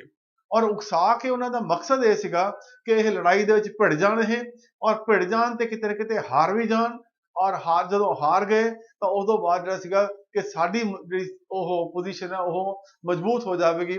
ਇਸ ਤਰੀਕੇ ਦੇ ਹਾਲਾਤ ਚੱਲ ਰਹੇ ਸੀਗੇ। ਔਰ ਜਦੋਂ ਆਪਾਂ ਸ਼ਾਹ ਮੁਹੰਮਦ ਨੂੰ ਸੁਣਦੇ ਹਾਂ ਕਿ ਜਦੋਂ ਉਹ ਕਹਿੰਦਾ ਕਿ ਸ਼ਾਹ ਮੁਹੰਮਦ ਦਾ ਇੱਕ ਸਰਕਾਰ ਬਾਝੋਂ ਫੌਜਾਂ ਜਿੱਤ ਕੇ ਅੰਤ ਨੂੰ ਹਾਰੀਆਂ ਨੇ, ਤਾਂ ਉਹ ਬਹੁਤ ਕਲੀਅਰ ਕੱਟ ਲਿਖਦਾ ਸ਼ਾਹ ਮੁਹੰਮਦ ਕਿ ਰਾਣੀ ਜਿੰਦਾ ਨੂੰ ਮਤਲਬ ਕਿ ਉਹ ਕੰਡੈਮ ਕਰਦਾ ਹੈ ਕਿ ਤੂੰ ਵੀ ਕਿਤੇ ਨਾ ਕਿਤੇ ਜੇ ਅੰਗਰੇਜ਼ਾਂ ਨਾਲ ਮਿਲੀ ਹੋਈ ਸੀਗੀ। ਔਰ ਬਾਕੀ ਆਪਾਂ ਲਾਲ ਸਿੰਘ, ਤੇਜ ਸਿੰਘ ਤਾਂ ਜਾਣਦੇ ਹੀ ਹਾਂ ਕਿ ਸਭਰੌਂ ਦੀ ਲੜਾਈ ਦੇ ਵਿੱਚ ਉਹਨਾਂ ਨੇ ਪੁਲ ਤੋੜ ਦਿੱਤਾ ਸੀਗਾ, ਔਰ ਜਿਹੜਾ ਬਰੂਦ ਸੀਗਾ ਉਹਨੂੰ ਉਹਦੀ ਜਗ੍ਹਾ ਦੇ ਉੱਤੇ ਸਰੋਂ ਭਰ ਕੇ ਜਿਹੜੀ ਸੀਗੀ ਸ਼ਾਮ ਸਿੰਘ ਅਟਾਰੀ ਵਾਲਾ ਜਦੋਂ ਲੜਾਈ ਕਰ ਰਿਹਾ ਸੀਗਾ ਉਹਦੀ ਸਰੋਂ ਜਿਹੜੀ ਸੀ ਉੱਥੇ ਭੇਜ ਦਿੱਤੀ ਸੀ, ਔਰ ਉਹ ਤੋਪਾਂ ਨਹੀਂ ਚੱਲੀਆਂ ਸੀਗੀਆਂ। ਈਵਨ ਜਿਹੜੀ ਪਹਿਲੀ ਸਭ ਤੋਂ ਮੁਦਕੀ ਦੀ ਲੜਾਈ ਹੋਈ ਸੀਗੀ ਉਹਦੇ ਵਿੱਚ ਵੀ ਉਹਨੇ ਪਹਿਲਾਂ ਹੀ ਇਹ ਕਿਹਾ ਜਾਂਦਾ ਹੈ, ਜਿਹੜੇ ਰਿਕਾਰਡ ਮਿਲਦੇ ਪਏ ਨੇ, ਕਿ ਅੰਗਰੇਜ਼ਾਂ ਨੂੰ ਦੱਸ ਦਿੱਤਾ ਸੀ ਕਿ ਸਾਡੀਆਂ ਫੌਜਾਂ ਦੀ ਪੋਜੀਸ਼ਨ ਕੀ ਹੋਏਗੀ, ਸਾਡੀ ਤੋਪਾਂ ਦੀ ਪੋਜੀਸ਼ਨ ਕੀ ਹੋਏਗੀ, ਔਰ ਉਹਦੇ ਨਾਲ ਡੈਫੀਨੇਟਲੀ ਜਿਹੜੀ ਸੀ ਇਨਸਾਈਡ ਇਨਫੋਰਮੇਸ਼ਨ ਹੋਣ ਦੇ ਕਾਰਨ ਉਹ ਪਹਿਲਾਂ ਉਹਨਾਂ ਦੇ ਉੱਤੇ ਅਟੈਕ ਕਰਕੇ ਆਪਣੇ ਆਪ ਨੂੰ ਉਹਨਾਂ ਨੇ ਸੁਰੱਖਿਅਤ ਕਰ ਲਿਆ ਸੀਗਾ।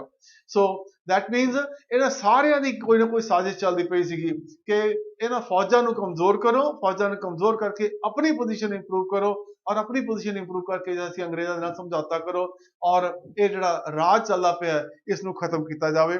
ਸੋ ਇਹ ਔਰ ਇਸੇ ਕਰਕੇ ਜਿਹੜਾ ਸੀਗਾ ਫੌਜਾਂ ਨੂੰ ਉਕਸਾ ਕੇ ਇਹ ਕਿਹਾ ਗਿਆ ਕਿ ਉਹ ਜਿਹੜਾ ਲੁਧਿਆਣੇ ਦੇ ਕੋਲ ਇਲਾਕਾ ਹੈ ਉੱਥੋਂ ਫੌਜਾਂ ਜਿਹੜੀਆਂ ਨੇ ਸਤਲੁਜ ਲੰਘ ਗਈਆਂ ਕਿਤੇ ਨਾ ਕਿਤੇ ਉਹ।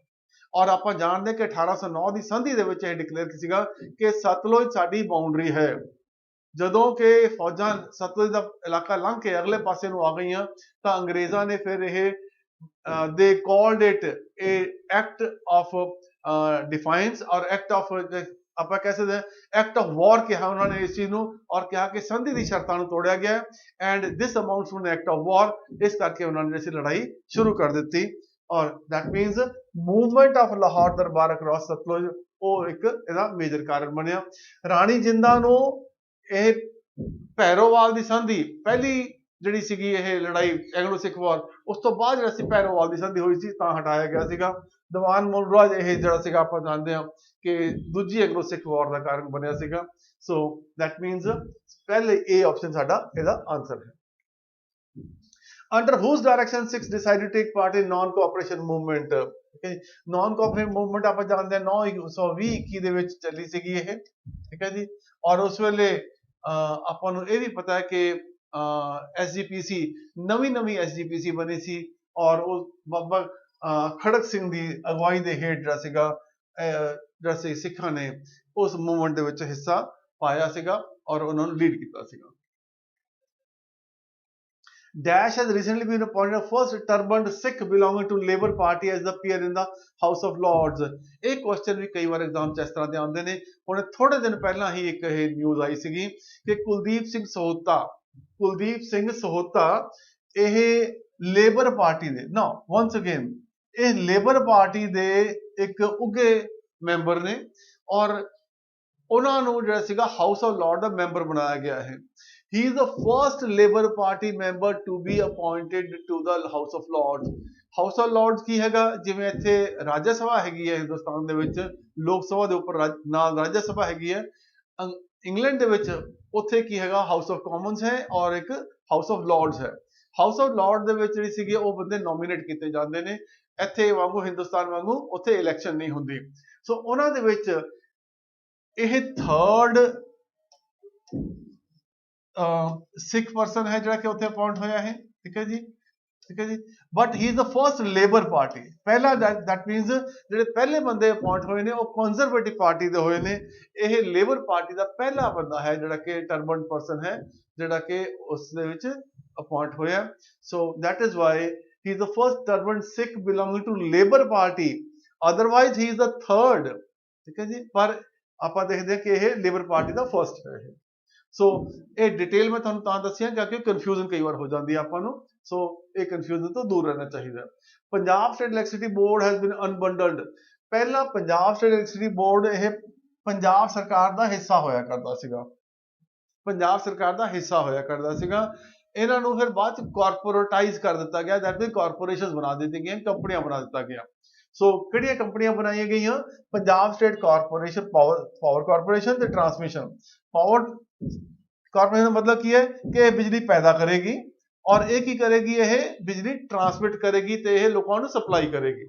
ਸੋ ਇਹ ਬਿਜਲੀ ਪੈਦਾ ਕਰਕੇ ਵੇਚੇਗੀ ਟਰਾਂਸਮਿਸ਼ਨ ਨੂੰ, ਟਰਾਂਸਮਿਸ਼ਨ ਵਾਲੇ ਕੀ ਕਰਨਗੇ, ਇਹ ਲੋਕਾਂ ਨੂੰ ਵੇਚ ਕੇ ਉੱਥੋਂ ਪੈਸੇ ਇਕੱਠੇ ਕਰਕੇ ਜਿਹੜਾ ਸੀਗਾ ਫਿਰ ਉਹ ਬਿਜਲੀ ਦੇ ਪੈਸੇ ਚੁਕਾਉਣਗੇ।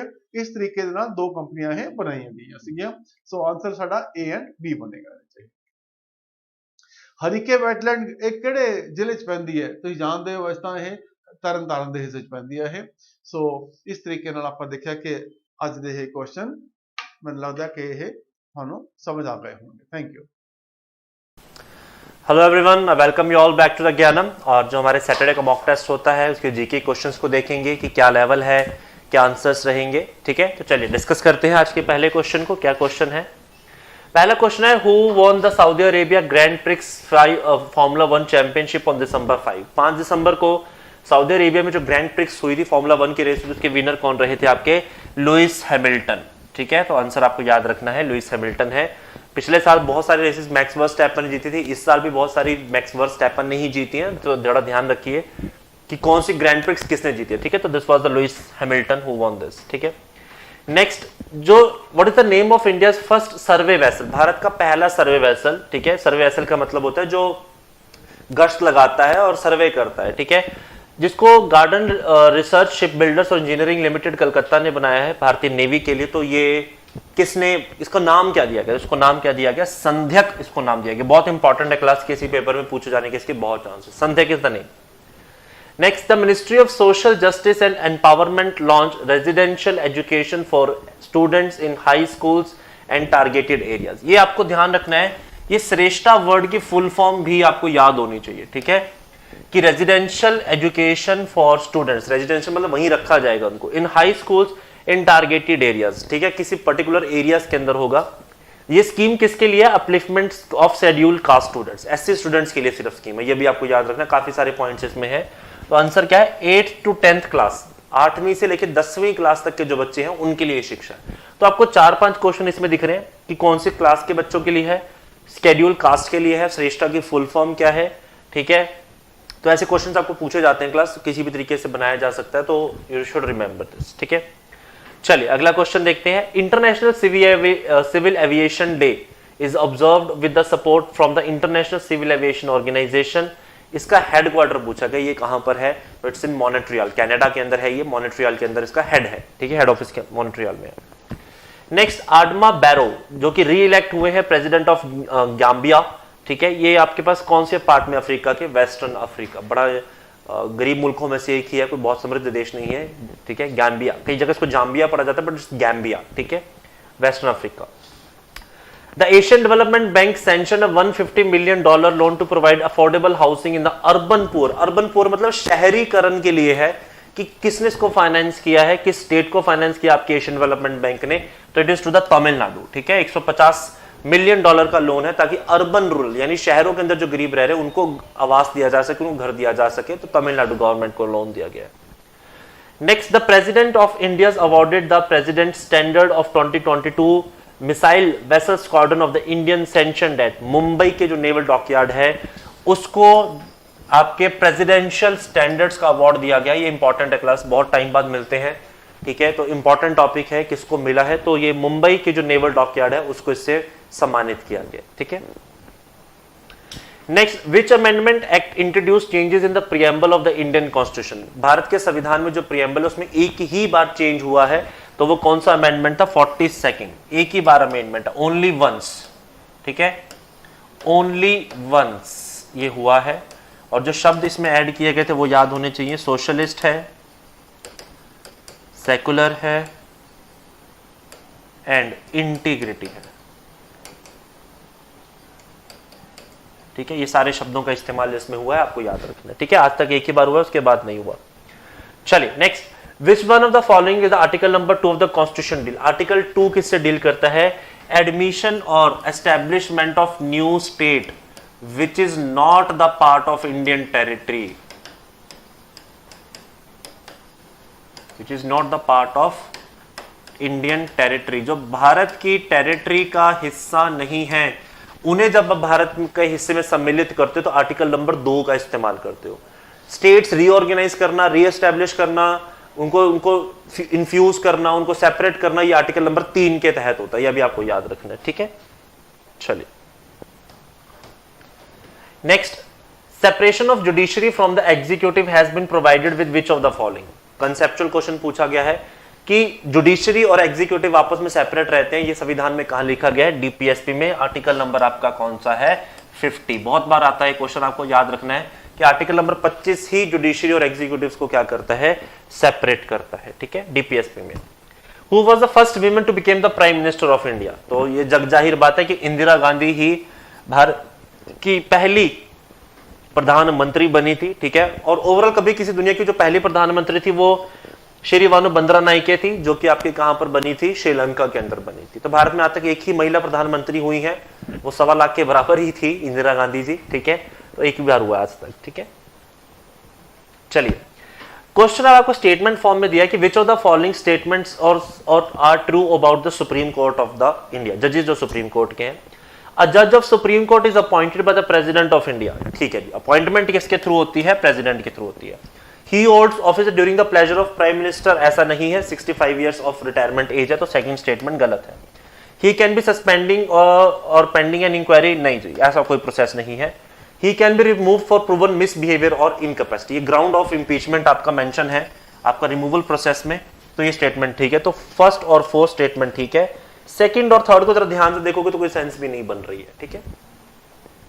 Next, in India collegium system is used in the relation of which of the following. तो ये कॉलेगियम सिस्टम है जजेस को अपॉइंट करवाने का, जजेस को सिलेक्ट करने का, ठीक है। तो जुडिशरी के अंदर ये आपके पास सिस्टम है, न्यूज में चल रहा है। मैंने आपको पहले भी बार कहा था कि बताइए क्या है, आप लोग कमेंट्स नहीं करते हो यार, बताया करो न्यूज में कॉलेगियम सिस्टम किस चीज के लिए क्या हो रहा है, क्या इश्यू चल रहा है। Next, who among the following was the founder of Ghaznavid dynasty? तो इसका आंसर था सुबकुद्दीन, ठीक है। ये फादर थे आपके मोहम्मद गजनवी के, ठीक है, महमूद गजनवी के। चलिए, which newspaper was started by Lokmanya Tilak to serve the cause of the Indian freedom struggle? तो नाम क्या है? केसरी, ठीक है। एक न्यूज़पेपर इन्होंने और भी स्टार्ट किया था, इसका नाम था महारता, याद रखने हैं न्यूज़पेपर, ठीक है, तो महारता। चलिए next, which of the following sites of Indus Harappan culture are located in Sindh? Sindh के अंदर पाकिस्तान में यहाँ जगह है, तो जरा ध्यान से देखोगे तो आपको दिखेगा कि मोहिंजोदारो और चुन्हू है। सुरकोताड़ा और हड़प्पा भारत में, सुरकोताड़ा गुजरात में है, हड़प्पा आपका जो रीजन है that is in the north, Rajasthan और पंजाब के एरिया के अंदर पड़ रहा है, हरियाणा के अंदर, ठीक है। तो आपको याद रखना है, 2 जगह यहाँ पे सिंध में है, बाकी सारी भारत में ही है। The translation of Mahabharata into Persian the time of Akbar was carried by the Faizi, ठीक है। अबुल फजल के कजन ब्रदर थे फैजी, और अकबर के नवरत्न भी थे, ठीक है। इन्होंने एक काम और किया था, इन्होंने एक लीलावती किताब है मैथमेटिक्स की, संस्कृत की, उसको भी इन्होंने पर्शियन ट्रांसलेशन भी किया था। मैथ्स की बुक है जिसका इन्होंने पर्शियन ट्रांसलेशन किया था। अकबर के बच्चों के टीचर भी थे, ये भी याद रखिए, बार आ जाते हैं क्वेश्चन। जहांगीर के टीचर थे, जहांगीर को पढ़ाया करते थे, ठीक है। Next, what is the distance between sun and earth when it is on aphelion? Aphelion मतलब सबसे दूर, तो 152 मिलियन। सन यहां है तो उसके अराउंड हम ऐसे घूम रहे हैं, तो एक डिस्टेंस मिनिमम होगा, एक डिस्टेंस मैक्सिमम होगा। तो मिनिमम होता है पेरीहिलियन जब डिस्टेंस कितना होता है 147 मिलियन किलोमीटर, दिस इज 147। जब डिस्टेंस मैक्सिमम होता है तो 152, और जब ऑन एन एवरेज देखते हैं तो डिस्टेंस कितना निकल आता है 149 मिलियन किलोमीटर। ठीक है, सारे पॉइंट्स याद रखिएगा क्लास, इंपॉर्टेंट है। Next, which of the following mountains is an example of fold mountains. तो हमें पता है दुनिया के सबसे यंगेस्ट फोल्ड माउंटेन्स आपके कौन से हैं, हिमालय के पास है। ठीक है, Himalaya is the fold mountains. What is who is the chairman of GST council. जब भी जीएसटी काउंसिल बनती है उसका चेयरमैन हमेशा कौन होता है, finance minister is the chairman of this council. ठीक है, next, central institute of psychiatry, India premier central government institution for the mental health is located at Ranchi. ठीक है, साइकेट्री के लिए जो इंस्टीट्यूशन है वो आपके पास कहां पे, कराची में है। क्लास, जब भी ऐसे इंस्टीट्यूशंस को पढ़ते नहीं बन की लिस्ट बना लो यार, कौन से कहां पर हैं। अगर सिटी वाइज बनाना चाहते हो तो सिटी वाइज बना लो कि मुंबई में किस किस के हेडक्वार्टर है, लखनऊ में क्या क्या है, हैदराबाद में क्या क्या है, दिल्ली में क्या क्या है, लिस्ट बना लो यार। क्वेश्चंस आ जाते हैं, out of the box question है और रिपीटेड है। ठीक है, नेक्स्ट क्वेश्चन, तामी टी गार्डन आपके पास कौन सी स्टेट के अंदर है, दैट इज इन सिक्किम। अभी न्यूज में था, कमेंट सेक्शन में लिख के बताइए कि यहां पर क्या न्यूज चल रही है तामी टी गार्डन से रिलेटेड, जो कि सिक्किम में आपका पाया जाता है। Next, which of the following is the chronological order setting up of the following commission. ठीक है, आपके पास 3 काउंसिल्स बनी है, उसके अंदर आपके पास कौन कौन सा क्रोनोलॉजिकल ऑर्डर है। तो सबसे पहले मैकडोनल्ड कमीशन, फिर फर्स्ट इंडस्ट्रियल कमीशन, और उसके बाद फर्स्ट फिस्कल कमीशन आपका कब बना है, थर्ड। तो सीक्वेंस आपका सीक्वेंस में ही था, फर्स्ट, सेकंड और थर्ड। इकोनॉमी सेक्शन से है क्वेश्चन क्लास, अगर आप इसको देखोगे तो आपको पता लग जाएगा। Next, which among the following included the administration of judicial reform of Warren Hasting. Warren Hasting के समय में इनमें कौन कौन से जुडिशियल रिफॉर्म्स किए गए थे। पहला है establishment of board of revenue at Calcutta, ठीक था, board of revenue at Calcutta बनाया गया था। Abolition of judicial functionings of the zamindar, बिल्कुल ठीक है, डुअल गवर्नमेंट जब स्टार्ट हुई थी जुडिशियल पावर्स खत्म की गई थी। अपॉइंटमेंट ऑफ द इंडियन जजेस ऑफ द क्रिमिनल कोर्ट्स, बिल्कुल ठीक है, क्योंकि उस समय interpretation of the laws of the Hindus and Muslims, उनको इंटरप्रेट करने के लिए आपको इंडियन लोगों की जरूरत थी, तो इंडियन जजेस को अपॉइंट किया गया। तो 1, 2 और 3 तीनों स्टेटमेंट्स आपकी ट्रू हैं इस केस में। Next, Sindhi language was included in the list of the official language in the 8th schedule of the constitution 1967। Amendment कौन सी थी, 21st अमेंडमेंट से ऐड की गई है। ठीक है, इंपॉर्टेंट है क्लास, सिंधी लैंग्वेज जब ऐड की गई आपको ऐसे क्वेश्चंस पूछे जाते हैं। Next, what is the fraction of Rajya Sabha members to be retired after every 2 years। तो 1/3 मेंबर हर 2 साल में आपके क्या हो जाते हैं, रिटायर। 1952 में बनी थी आपकी राज्यसभा, याद होना चाहिए आपको, और हर 2 साल में से 1/3 मेंबर्स रिटायर हो जाते हैं।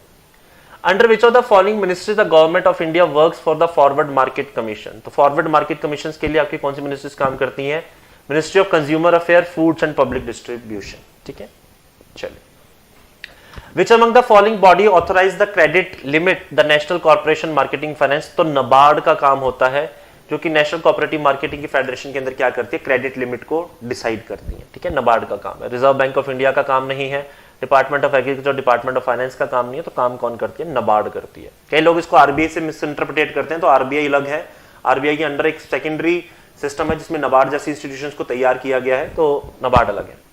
Nitin Gupta who has been appointed as the new chairman of which of the following organisation. तो सीबीडीटी के ये आपके क्या किए गए हैं, चेयरमैन अपॉइंट किए गए। अपॉइंटमेंट्स याद रखो क्लास, रीसेंट अपॉइंटमेंट्स पेपर में पूछी जाती है। ठीक है, सीबीडीटी के दिनकर गुप्ता आपके फॉर्मर जो पंजाब के डीजीपी थे, वो भी रिसेंटली नेशनल इन्वेस्टिगेशन एजेंसी के हेड चुने गए हैं, एनआईए के। ये इंपॉर्टेंट है क्लास, आपके पंजाब के एग्जाम्स के अकॉर्डिंग पूछा जा सकता है, क्योंकि पंजाब के फॉर्मर डीजीपी रहे हैं दिनकर गुप्ता।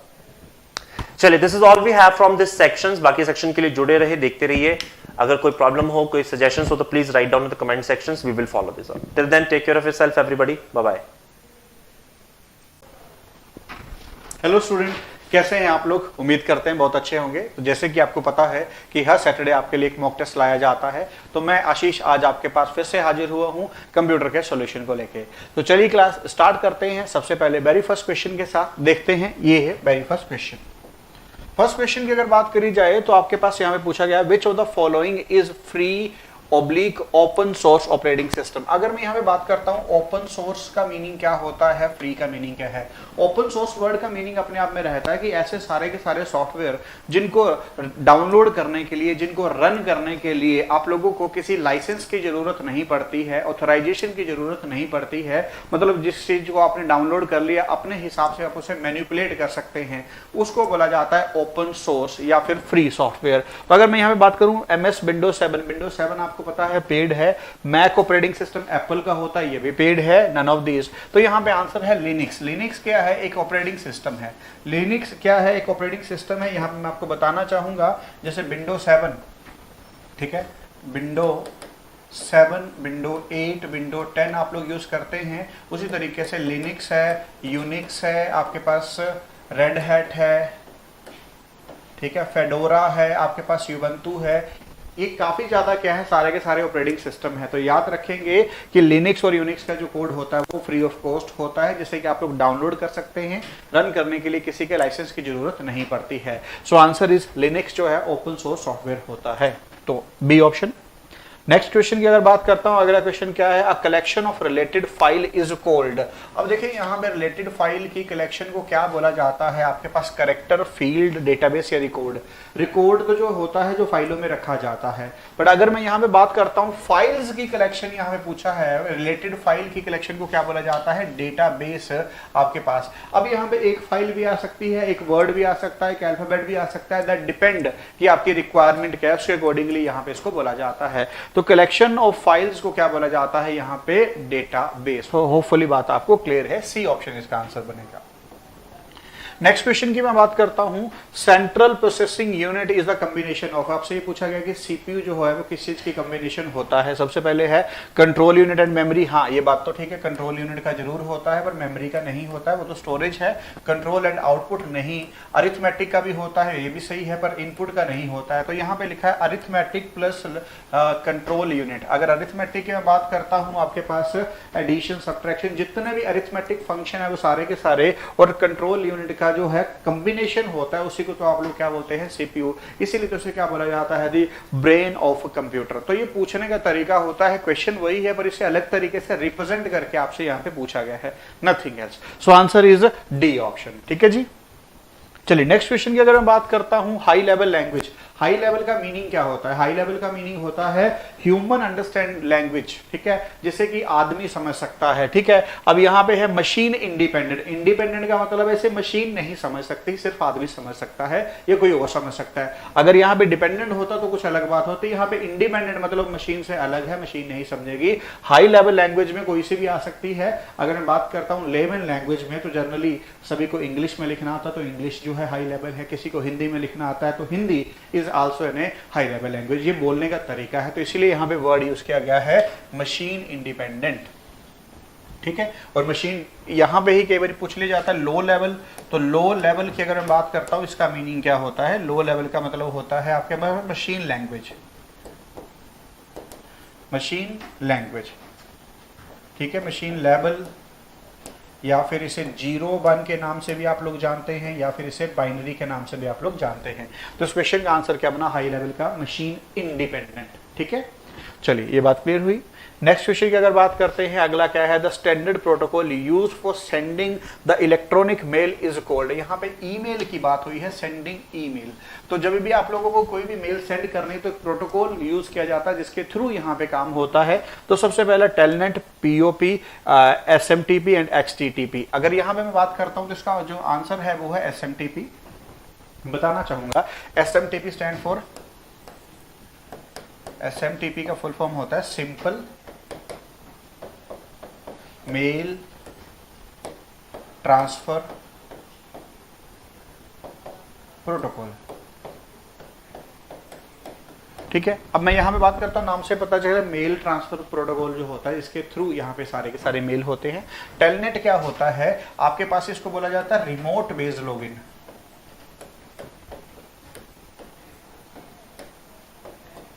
इस बात का मीनिंग क्या होता है ये जरा समझिए।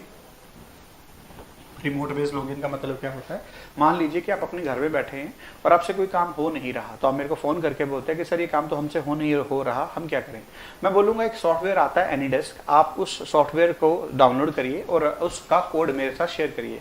तो आप दुनिया के जिस मर्जी हिस्से में बैठे हैं, आपका सिस्टम मैं उस एनीडेस्क के सहारे एक्सेस कर पाऊंगा। तो टेलनेट का मतलब होता है टर्मिनल नेटवर्क। एक टर्मिनल से दूसरे टर्मिनल को हमने क्या कर लिया? एक्सेस कर लिया, ठीक है। नेक्स्ट है POP. POP stand for post office protocol. ये भी बहुत इंपॉर्टेंट है, काफी पेपर में पूछा जाता है। अगला है HTTP हाइपरटेक्स्ट ट्रांसफर प्रोटोकॉल। अगर ये नहीं होगा तो इंटरनेट ही नहीं चलता है। तो अगर इस क्वेश्चन की बात करूं तो सेंडिंग ईमेल के लिए था, तो इसका आंसर है SMTP, जो कि आपको मैंने बता दिया, पर बाकी भी क्वेश्चन पूछ ले जाता है तो ये भी एज ए फुल फॉर्म आपको याद होना चाहिए। ठीक है जी, चलिए नेक्स्ट क्वेश्चन की बात करता हूं। अगला क्वेश्चन देखिए, while working in MS word shift plus control plus left arrow use to select. अगर shift plus control plus left arrow आप लोग की दबाते हैं तो इसका क्या फंक्शन रहता है, इसकी क्या इंपॉर्टेंस रहती है। आंसर आपको दिख भी रहा है, one word left from the current cursor position. Obvious है कि अगर लेफ्ट एरो दबाएंगे तो लेफ्ट की तरफ ही आप लोग क्या करते हैं, मूव ऑन करते हैं। तो इसका आंसर डायरेक्ट मैंने यहाँ पे कर दिया, डी ऑप्शन यहाँ पे आंसर बनेगा। बाकी आप लोग देख सकते हैं वो आंसर नहीं बनेगा। राइट है, राइट तो होगा ही नहीं। नेक्स्ट क्वेश्चन है आपके पास, which of the following memory needs to refreshing. कि ऐसी कौन सी मेमोरी है जिसको बार बार आप लोगों को रिफ्रेश करना पड़ता है, तो दैट इज DRAM। अब डायनामिक का मतलब क्या होता है, जो कि आपके पास चलता रहता है। एक दो तरीके की रैम है, SRAM और DRAM।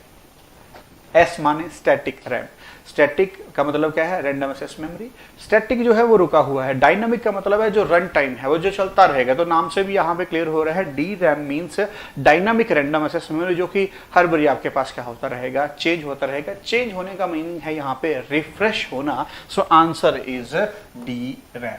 होपफुली बात क्लियर है। नेक्स्ट क्वेश्चन ये रहा। अगला क्वेश्चन है, bold, italic, regular are known as. तो जब भी आप PPT वगैरह कोई भी बनाते हैं या रिप्रेजेंटेशन किसी भी चीज की करते हैं तो सबसे पहले इन्हीं चीजों का यूज करते हैं। आप अपने फॉन्ट, अपने वैल्यूज को अच्छा दिखाने के लिए, सुंदर दिखाने के लिए। तो ये सारे के सारे कहाँ पे मिलते हैं, नोन एज फॉन्ट स्टाइल इनको बोला जाता है। फॉन्ट इफेक्ट तो नहीं है, वर्ड आर्ट नहीं है, टेक्स्ट इफेक्ट नहीं है। ये क्या है, फॉन्ट के स्टाइल होते हैं जिसके थ्रू आप अपने किसी भी वैल्यू को सुंदर और अच्छा दिखा सकते हैं।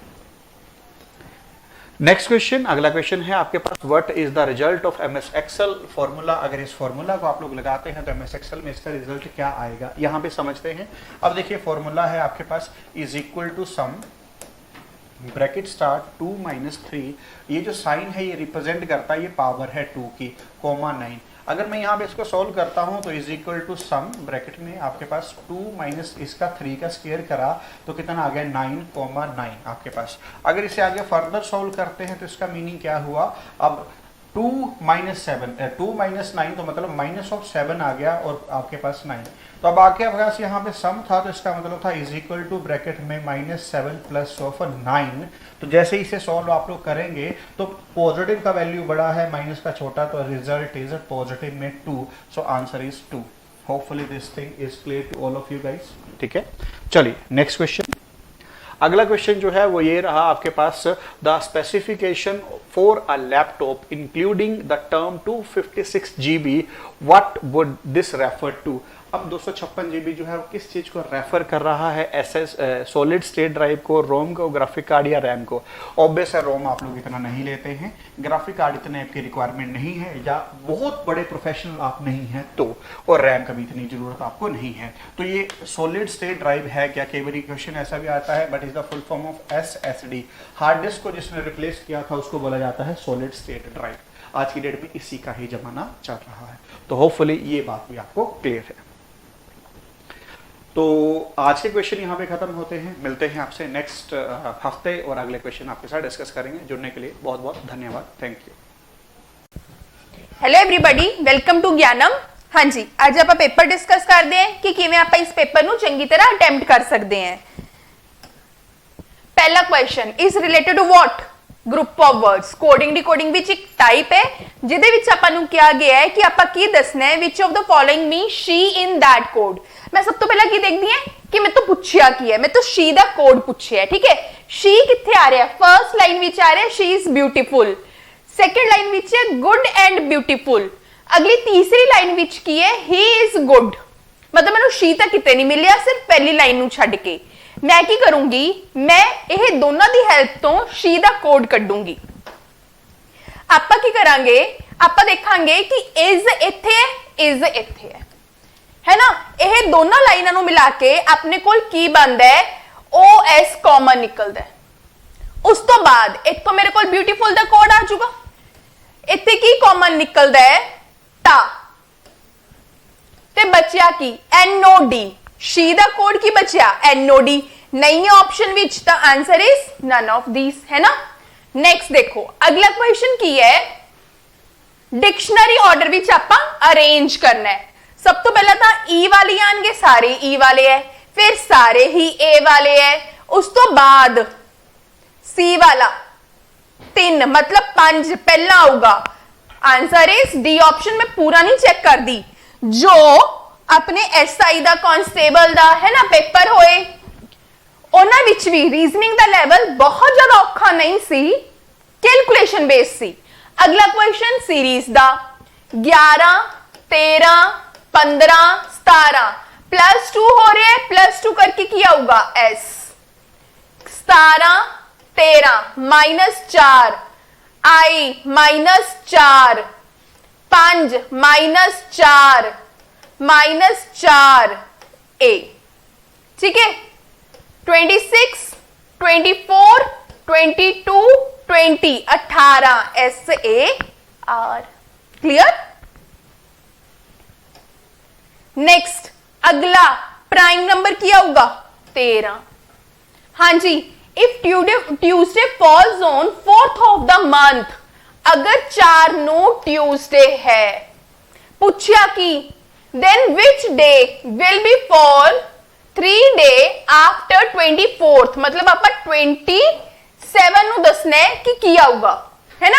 3 डे बोले ना what day will fall 3 day after 3 तो आप ऐड कर दिए है ना 27 तो बाद आप देखते हैं जे आप 7 ऐड करते हैं की आऊगा 11 7 ऐड करिए 18 7 ऐड करिए 25 25 ਨੂੰ ਕੀ ਆਊਗਾ ਟਿਊਸਡੇ 26 ਨੂੰ ਵੈਂਸਡੇ 27 ਨੂੰ ਥਰਸਡੇ 3 ਡੇ ਆਫਟਰ मतलब 28 ਨੂੰ ਕੀ ਆਇਆ ਫਰਾਈਡੇ।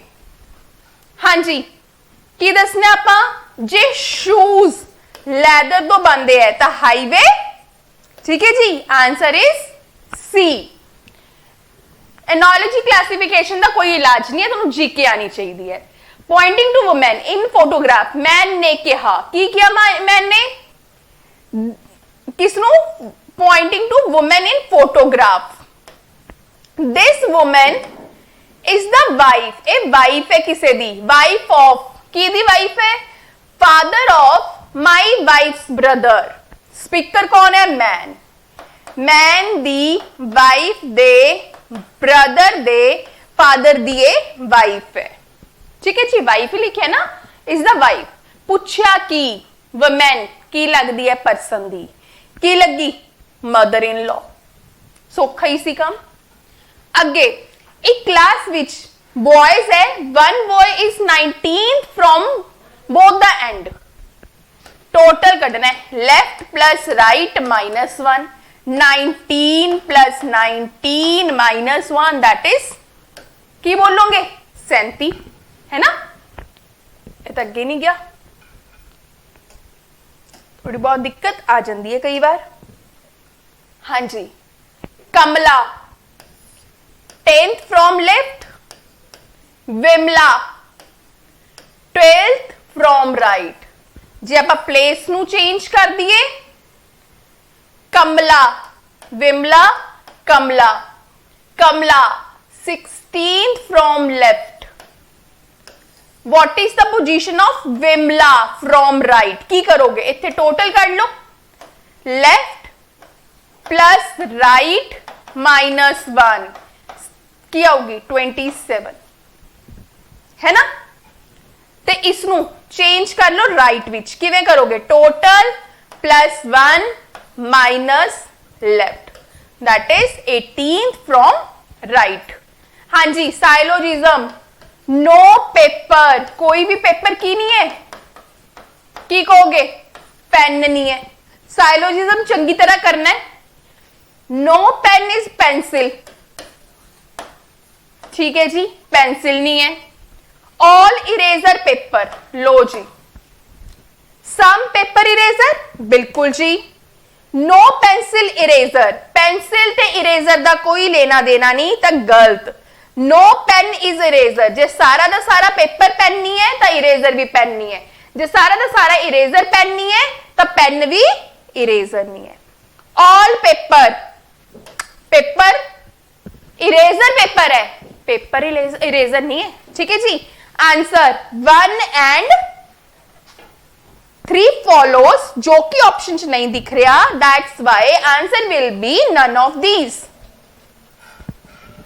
मिसलेनियस कैलकुलेशन, 12 ते 2 डिवाइड कर दो तो 6 आऊगा, डिवाइड कर दो तो 3 आऊगा, 3 आऊगा, मतलब आप डिवाइड करके बॉर्ड मास लगा लिए, 5 आऊगा डिवाइड करके, 50 डिवाइडेड बाय 5 की हाल चाल 10, आसानी सी है ना। अगे product of all the numbers in the dial of telephone, ए आंदा ही आंदा है। पीएसपीसीएल का ये फेवरेट क्वेश्चन है, कोई भी पीएसपीसीएल का पेपर इस क्वेश्चन तो बिना पूरा नहीं होता। ठीक है जी, की ध्यान रखना होंगे, मल्टीप्लाई करके जीरो नहीं बनना चाहिए, तो सारी ऑप्शन च जीरो होंगे। मल्टीप्लाई किनू, इन्हां नंबरां नूं। ठीक है जी, हुणे तुसीं कदे भुल्लोगे नहीं, है ना। अगला क्वेश्चन कादा, डायरेक्शन दा। देखो ਆਪਾਂ हर पेपर विच वैसे डायरेक्शन करते हैं, तो पेपर विच भी आंदा ही है। Radha moves toward south east, आ साउथ ईस्ट होया नहीं,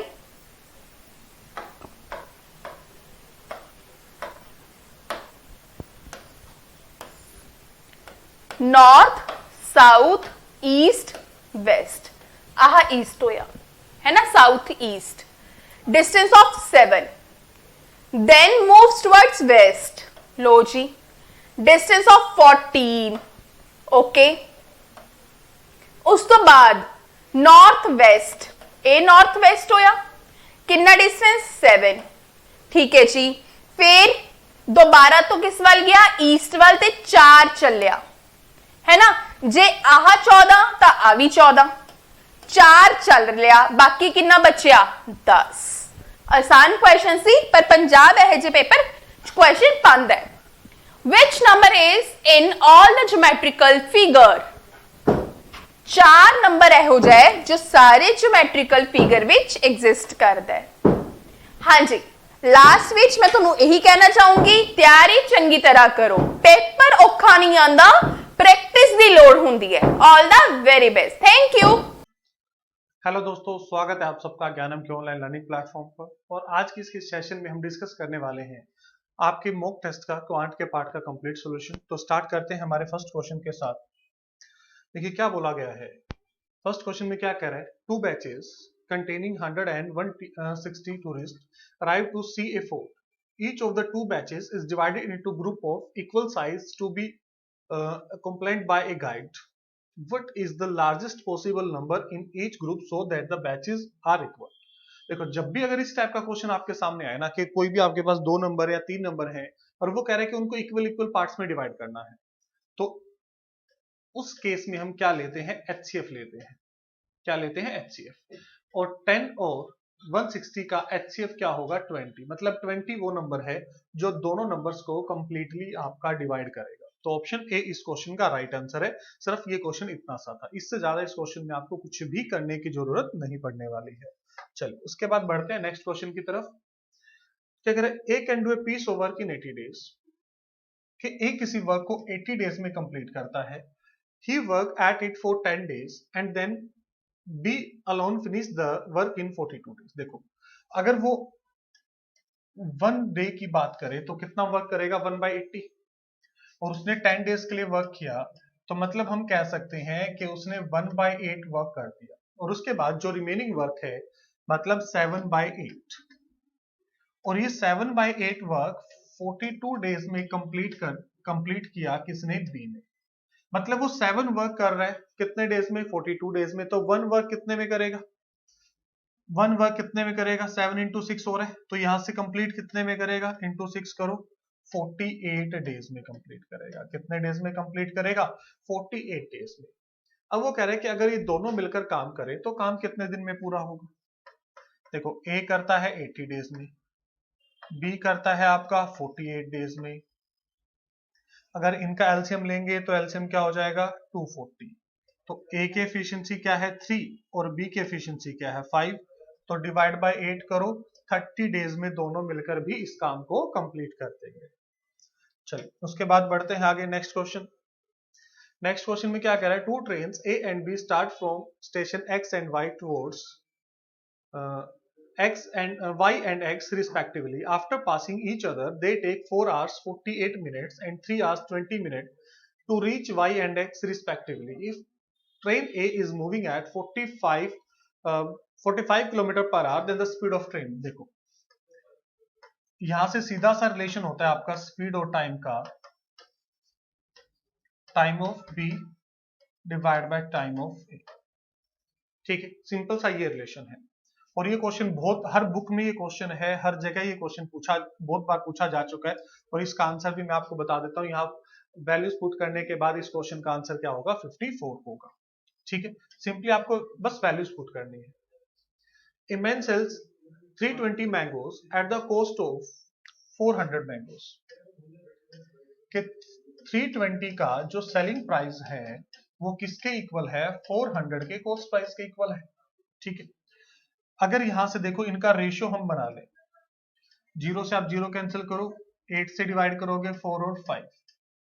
ठीक है, और यहां से अगर आप सीपी और एसपी का रेशियो लोगे तो 4:5, मतलब 1 का प्रॉफिट 4 के ऊपर, तो कितने का प्रॉफिट हुआ, 25% का उसको प्रॉफिट हुआ। ऑप्शन सी इस क्वेश्चन का आपका राइट आंसर होगा। ठीक है, उसके बाद सेम लास्ट क्वेश्चन के जैसा ही देखो, cost price of 15 article is equal to selling price of 20 articles। तो यहां से अगर CP और SP का रेशियो लेंगे, देखो ये 3 है और ये 4 है, तो 4:3, मतलब 1 का लॉस कितने के ऊपर, 4 के ऊपर, तो यहाँ लॉस भी कितने का हुआ, 25% का ही लॉस हुआ। लास्ट में 25% प्रॉफिट था, यहाँ लॉस है। ठीक है, next question, a pump can fill a tank with water in 2 hours. Because of a leak, it take 2 hours to fill the tank। नहीं, यहाँ पे कुछ टाइपिंग एरर है इस क्वेश्चन में, क्योंकि सेम 2 hours तो नहीं हो सकता। ठीक है, 2 hours नहीं होगा ये, अगर इसको 2.5 लेकर चले, कुछ 2.5, इस क्वेश्चन में थोड़ा सा एरर है मुझे लग रहा है। एक बार 2.5 से देख लेते हैं, क्योंकि ये 2 और a प्लस बी 2.5 का मतलब क्या हो जाएगा, 5/2, एलसीएम लेंगे तो 10, एफिशिएंसी 4, तो b के एफिशिएंसी क्या होगी, 1 होगी, तो 10, तो इसमें भी आंसर नहीं आएगा। ठीक है, तो मतलब इसमें कुछ यहाँ कुछ एरर है। ठीक है, इसे एक टाइम में एरर है, टाइपिंग एरर है थोड़ा सा, कोई बात नहीं, आप क्वेश्चन कर लेंगे किस तरीके से होगा वो मैंने कर ही दिया सोल्यूशन वैसे।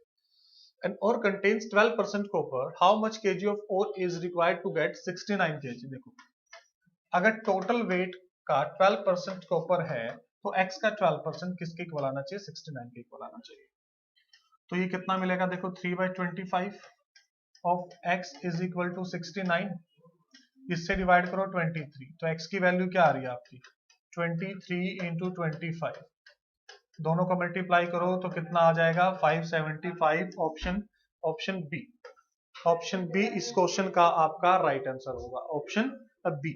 चलिए उसके बाद बढ़ते हैं नेक्स्ट क्वेश्चन की तरफ। नेक्स्ट क्वेश्चन में क्या करें, a student who scored 20% marks in an exam and fails by 30 marks, another student who scored 32% and got 42। देखो सबसे पहले हम क्या करते हैं ऐसे क्वेश्चनों में, जो परसेंटेज है उसका डिफरेंस ले लो, कितना, 12%, फिर जो दोनों के मार्क्स दे रखे ऐड कर दो 72, तो 12% की वैल्यू 72 है, तो डायरेक्ट आपके पास आ गया कि 1% की वैल्यू क्या होगी, 6 होगी।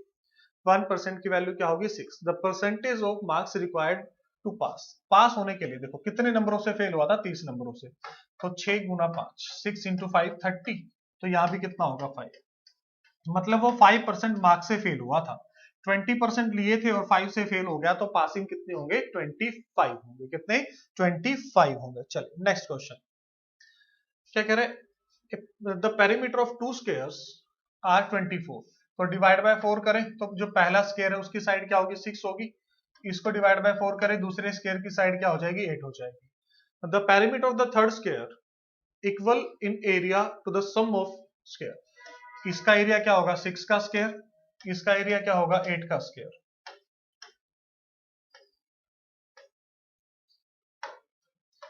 ठीक है, ये 6 का स्क्वायर कितना, 36, 8 का स्क्वायर आपका कितना होगा 64, तो मतलब टोटल कितना 100, और 100 किसका स्क्वायर है 10 का स्क्वायर है, तो मतलब जो बड़े वाला स्क्वायर बनेगा उसकी साइड कितनी है 10 है, तो पेरीमीटर कितना हो जाएगा 40 हो जाएगा, क्योंकि पेरीमीटर क्या होता है 4a होता है, कितना 4a होता है। ठीक है, चलिए उसके बाद क्या कह रहा है, river 2 metre deep and 45 metre wide is running at the rate of 3 kilometre per hour, the amount of water that runs into the sea per minute. ठीक है, 1 मिनट में हमें बताना है, तो देखो सबसे पहले तो वो जो 3 किलोमीटर पर आवर दे रखा है, तो इसको आप कैलकुलेट करो कि 1 मिनट की स्पीड क्या होगी, और उसके बाद बस उसका वॉल्यूम कैलकुलेट कर देंगे, तो 2 इंटू 45, ठीक है, और उसके बाद हम यहाँ पे जो 3 किलोमीटर पर आवर है इसको पर मिनट में चेंज कर लेंगे,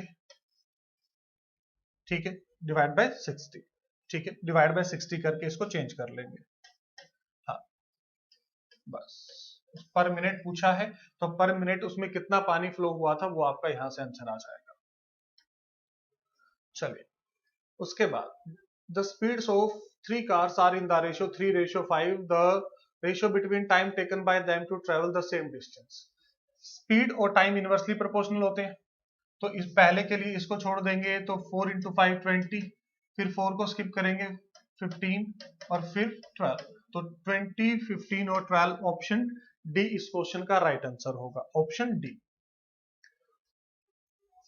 क्या कह रहे थे, average wages of 500 workers is 200 rupees, but it were later found that that for the 2 workers the wages are wrongly put as 180 and 20 instead of 80 and 220 respectively, then what is the correct average। देखो क्या कह रहा है कि उसने 80 और 20 ले लिया था, किसकी जगह 80 और 220 की जगह, तो टोटल सम कितना था, ये 300 था, और उसने लिया कितना 200, मतलब 100 अभी उसमें प्लस होने की जरूरत है, और 100 प्लस होगा तो एवरेज इंक्रीज हो जाएगा कितना, अब 0.2 से, तो 200.20 ऑप्शन ए इस क्वेश्चन का राइट आंसर होगा, ऑप्शन ए इस क्वेश्चन का राइट आंसर होगा। चलिए उसके बाद क्या कह रहे हैं, a car covers successive 3 equal scratch at speed of 10 kilometre per hour, 20 kilometre per hour and 60 kilometre per hour respectively, its average speed. देखो जब डिस्टेंस को 3 इक्वल पार्ट्स में डिवाइड किया जाता है तो एवरेज स्पीड का फॉर्मूला क्या हो जाता है, 3xyz divide by xy plus yz plus zx, और यहाँ x की वैल्यू 10 है, y की वैल्यू 20 है और z की वैल्यू क्या है 60 है आपकी। तो करते हैं solve, 3 into 10 into 20 into 60 divide by, इन दोनों को मल्टीप्लाई करें, ये हो जाएगा 200 प्लस 1200 प्लस 600, तो 3 इंटू 10 इंटू 20 इंटू 60, देखो 12 प्लस 6 18 प्लस 2 2000 आ जाएगा टोटल आपका, टोटल कितना आ गया आपका 2000 बन गया यहां से।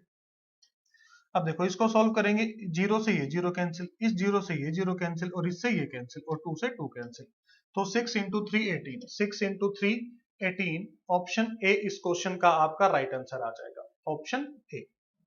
चलिए उसके बाद बात करते हैं नेक्स्ट क्वेश्चन की। नेक्स्ट क्वेश्चन में क्या कह रहे हैं,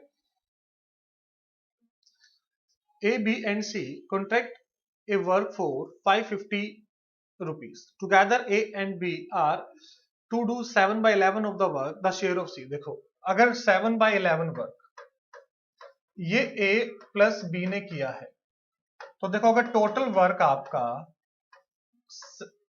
तो ये कितना हो जाएगा 4 हो जाएगा, ठीक है, ये कितना हो जाएगा 4 हो जाएगा, और उनको जो पैसा मिलेगा ना वो उसी रेशो में मिलेगा जिस रेशो में वो उन्होंने काम किया था, जितना काम किया था। तो टोटल 11 यूनिट की वैल्यू क्या है 550, तो 1 यूनिट की वैल्यू क्या हो जाएगी, देखो इसको डिवाइड करेंगे 50, तो उसने पूछा था सी, तो 50 इंटू 4 मतलब 200 रुपीज, कितना 200 रुपीज उसको मिलने वाला है।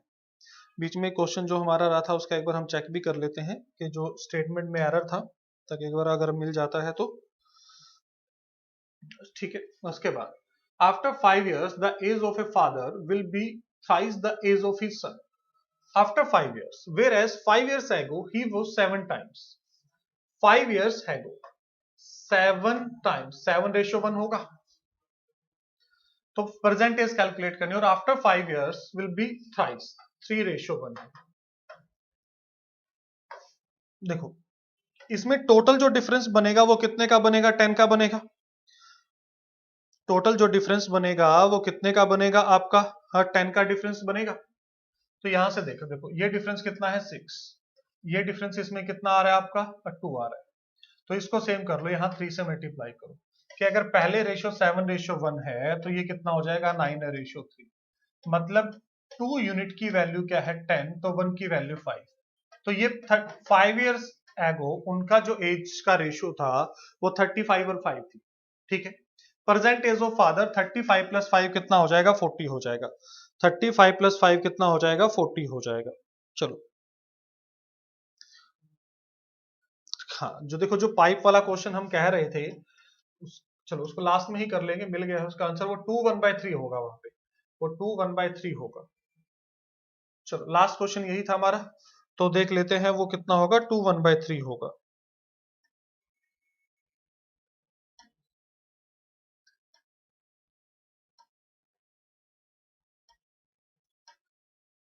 कहाँ था हमारा क्वेश्चन, ये वाला क्वेश्चन था, ठीक है। इसमें ये जो है 2 1/3 है, ठीक है ना, 2 1/3। तो देखो ए अगर 2 आवर्स में फिल कर रहा है, तो अब a + b जब मिलकर करते हैं तो 2 1/3 का मतलब है कि 7/3। एलसीएम लेंगे तो एलसीएम क्या हो जाएगा, देखो 14 हो जाएगा। तो a की एफिशिएंसी 7 और a + b की एफिशिएंसी क्या हो जाएगी 6। तो b की एफिशिएंसी क्या है 1 है, तो 14 / 1, तो उसको खाली करने में कितना टाइम लेगा आपका 14 लेगा, ठीक है। आई होप क्लियर होगा सबको। चलो सारे क्वेश्चन हो गए थे, और जो बीच में क्वेश्चन छोड़ा था उसका आंसर मैं बता ही देता हूं आप लोगों को, ताकि कंफ्यूजन ना रहे आप लोगों को कुछ। ये वाला ठीक है, इसको डिवाइड बाय 60 0 से 0 कैंसिल, और ये 2 डिवाइड करेगा तो ये 50 आएगा, तो बस इनटू 50 कर दो इसको, तो ये अपना कितना हो जाएगा 4500 बनेगा। इसका आंसर भी 4500 बनेगा। चलो अब हमारा कोई भी क्वेश्चन नहीं रहा है, सबके आंसर सबके सोल्यूशन आप लोगों को पता है। चलिए तो मिलते हैं नेक्स्ट सेशन में, तब तक के लिए take care, thank you so much. Hello everybody, welcome to this session by Gyanam. I am Piyush Sardana, your budding English language teacher. So guys, एक बार देख लेते हैं आपके मॉक में क्या आया था इस बार। बहुत इजी कुछ आपके पास सेंटेंसेस आए थे, जैसे यहां पर traffic being what it is lamentable that our roads are unable to take the load. तो आपको इसका मीनिंग बताना था, इट मीन्स डेप्लोरेबल, कि हम इसको डेप्लोर कर सके। Followed by He's so garrulous that all sober persons avoid his company. ये बहुत ज्यादा garrulous है। garrulous का मतलब होता है जो पर्सन बहुत ज्यादा टॉकेटिव होता है, तो आंसर आ गया B boy. Followed by what is it, आपको बेस्ट बताना है जो डिस्क्राइब करता है something that is not thorough और प्रोफाउंड, कोई ऐसी चीज जो थॉरो और प्रोफाउंड नहीं है, तो आंसर क्या हो जाएगा superficial, something which is superficial. Next, person who gives himself up to the luxury and sexual pleasures, एक पर्सन जो अपने आप को लग्जरी और सेक्सुअल प्लेजर्स में कर देता है, इज कॉल्ड वॉलप्टरी। वॉलप्टरी का मतलब होता है एक पर्सन जो वहां पर अपने आप को रख लेता है, right. Next, there should be no misunderstanding between your father and she नहीं हर, तो एरर आ गया 3 में। 3 मतलब ऑप्शन नंबर ए। अगला देखिए, अगला भी आपको एरर निकालना है, unless you return his book he will not talk to you। तो जब तक तुम बुक रिटर्न नहीं करोगे, which means until, which means error कहां है A में, I mean to say option number 1, which means point B। followed by the information supplied to us were not नहीं, was not as useful as we first thought it would be।